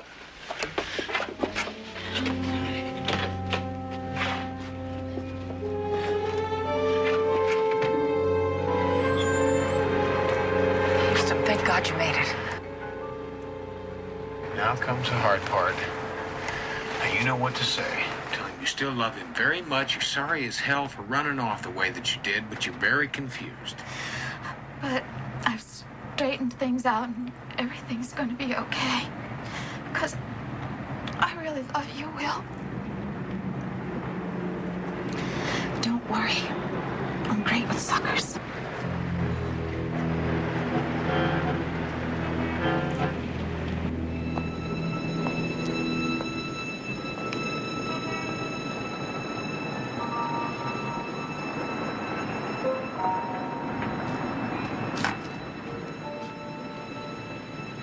Hi.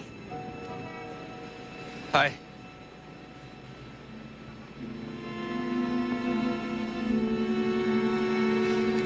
How's Johnny? He's fine. I think he misses you. Will, I'm sorry for leaving the way that I did. I was sort of mixed up and I needed to get away and think. You don't have anything to apologize for, Mary? This whole thing, it's my fault. But everything's gonna be okay. Because I've straightened things out and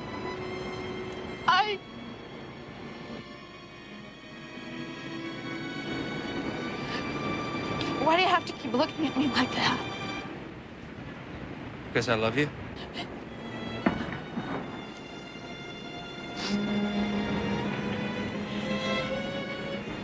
Well, Mary's dead. There never was a Mary. My name is Holly. I make my living out of cheating guys like you out of their money.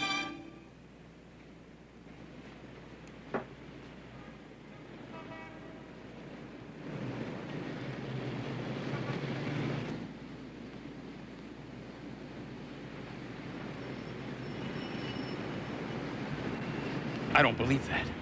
Yes! What's it gonna take? A ton of bricks falling on your head? Will, it's the truth! Matt! Is it? Yes, it is. Never was a Mary, Will. You mean there was never anything happening between us?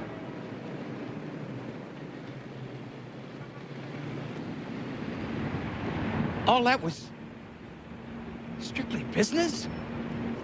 Not that it matters anymore. But just for the record, I think you're the only man I could have ever loved. I was hoping this would be a lot easier, Will. But now you know. Now you know what the score is. Oh, yeah. Yeah, brought to you in living color. Just a scam. No! Not a scam. Dad. They told me if I came up here, you'd jump. If you do, I'm coming right after you. Dad. I let you down. Never in a million years. Let's go home, son. Dad, I... Please, Will. Let's give it a chance, huh? Give us a chance. It's gonna be pretty damn lonely around here if you and your dad jump.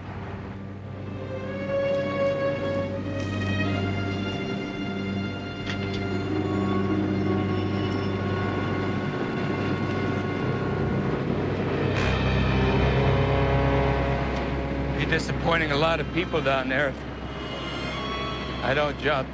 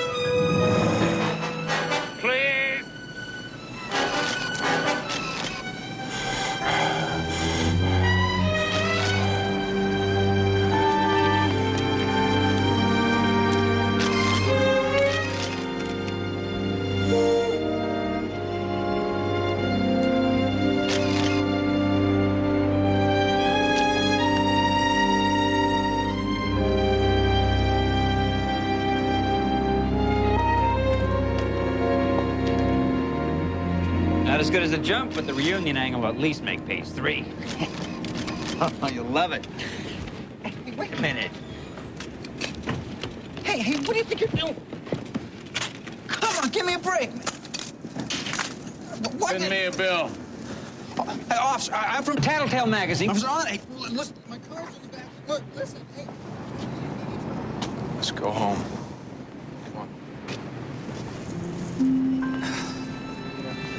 All right.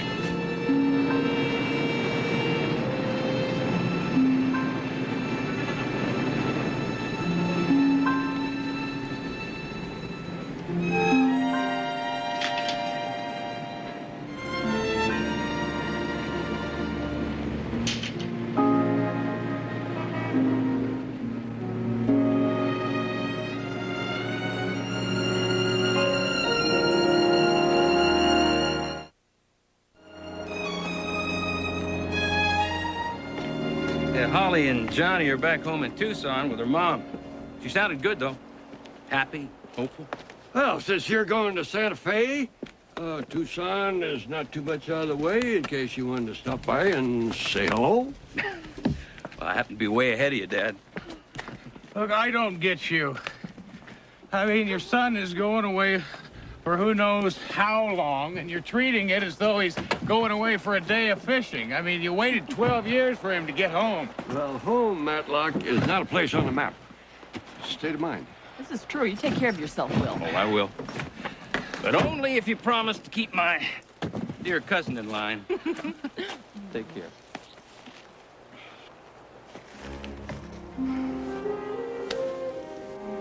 Don't even know where you're going, do you? Sometimes it's better that way.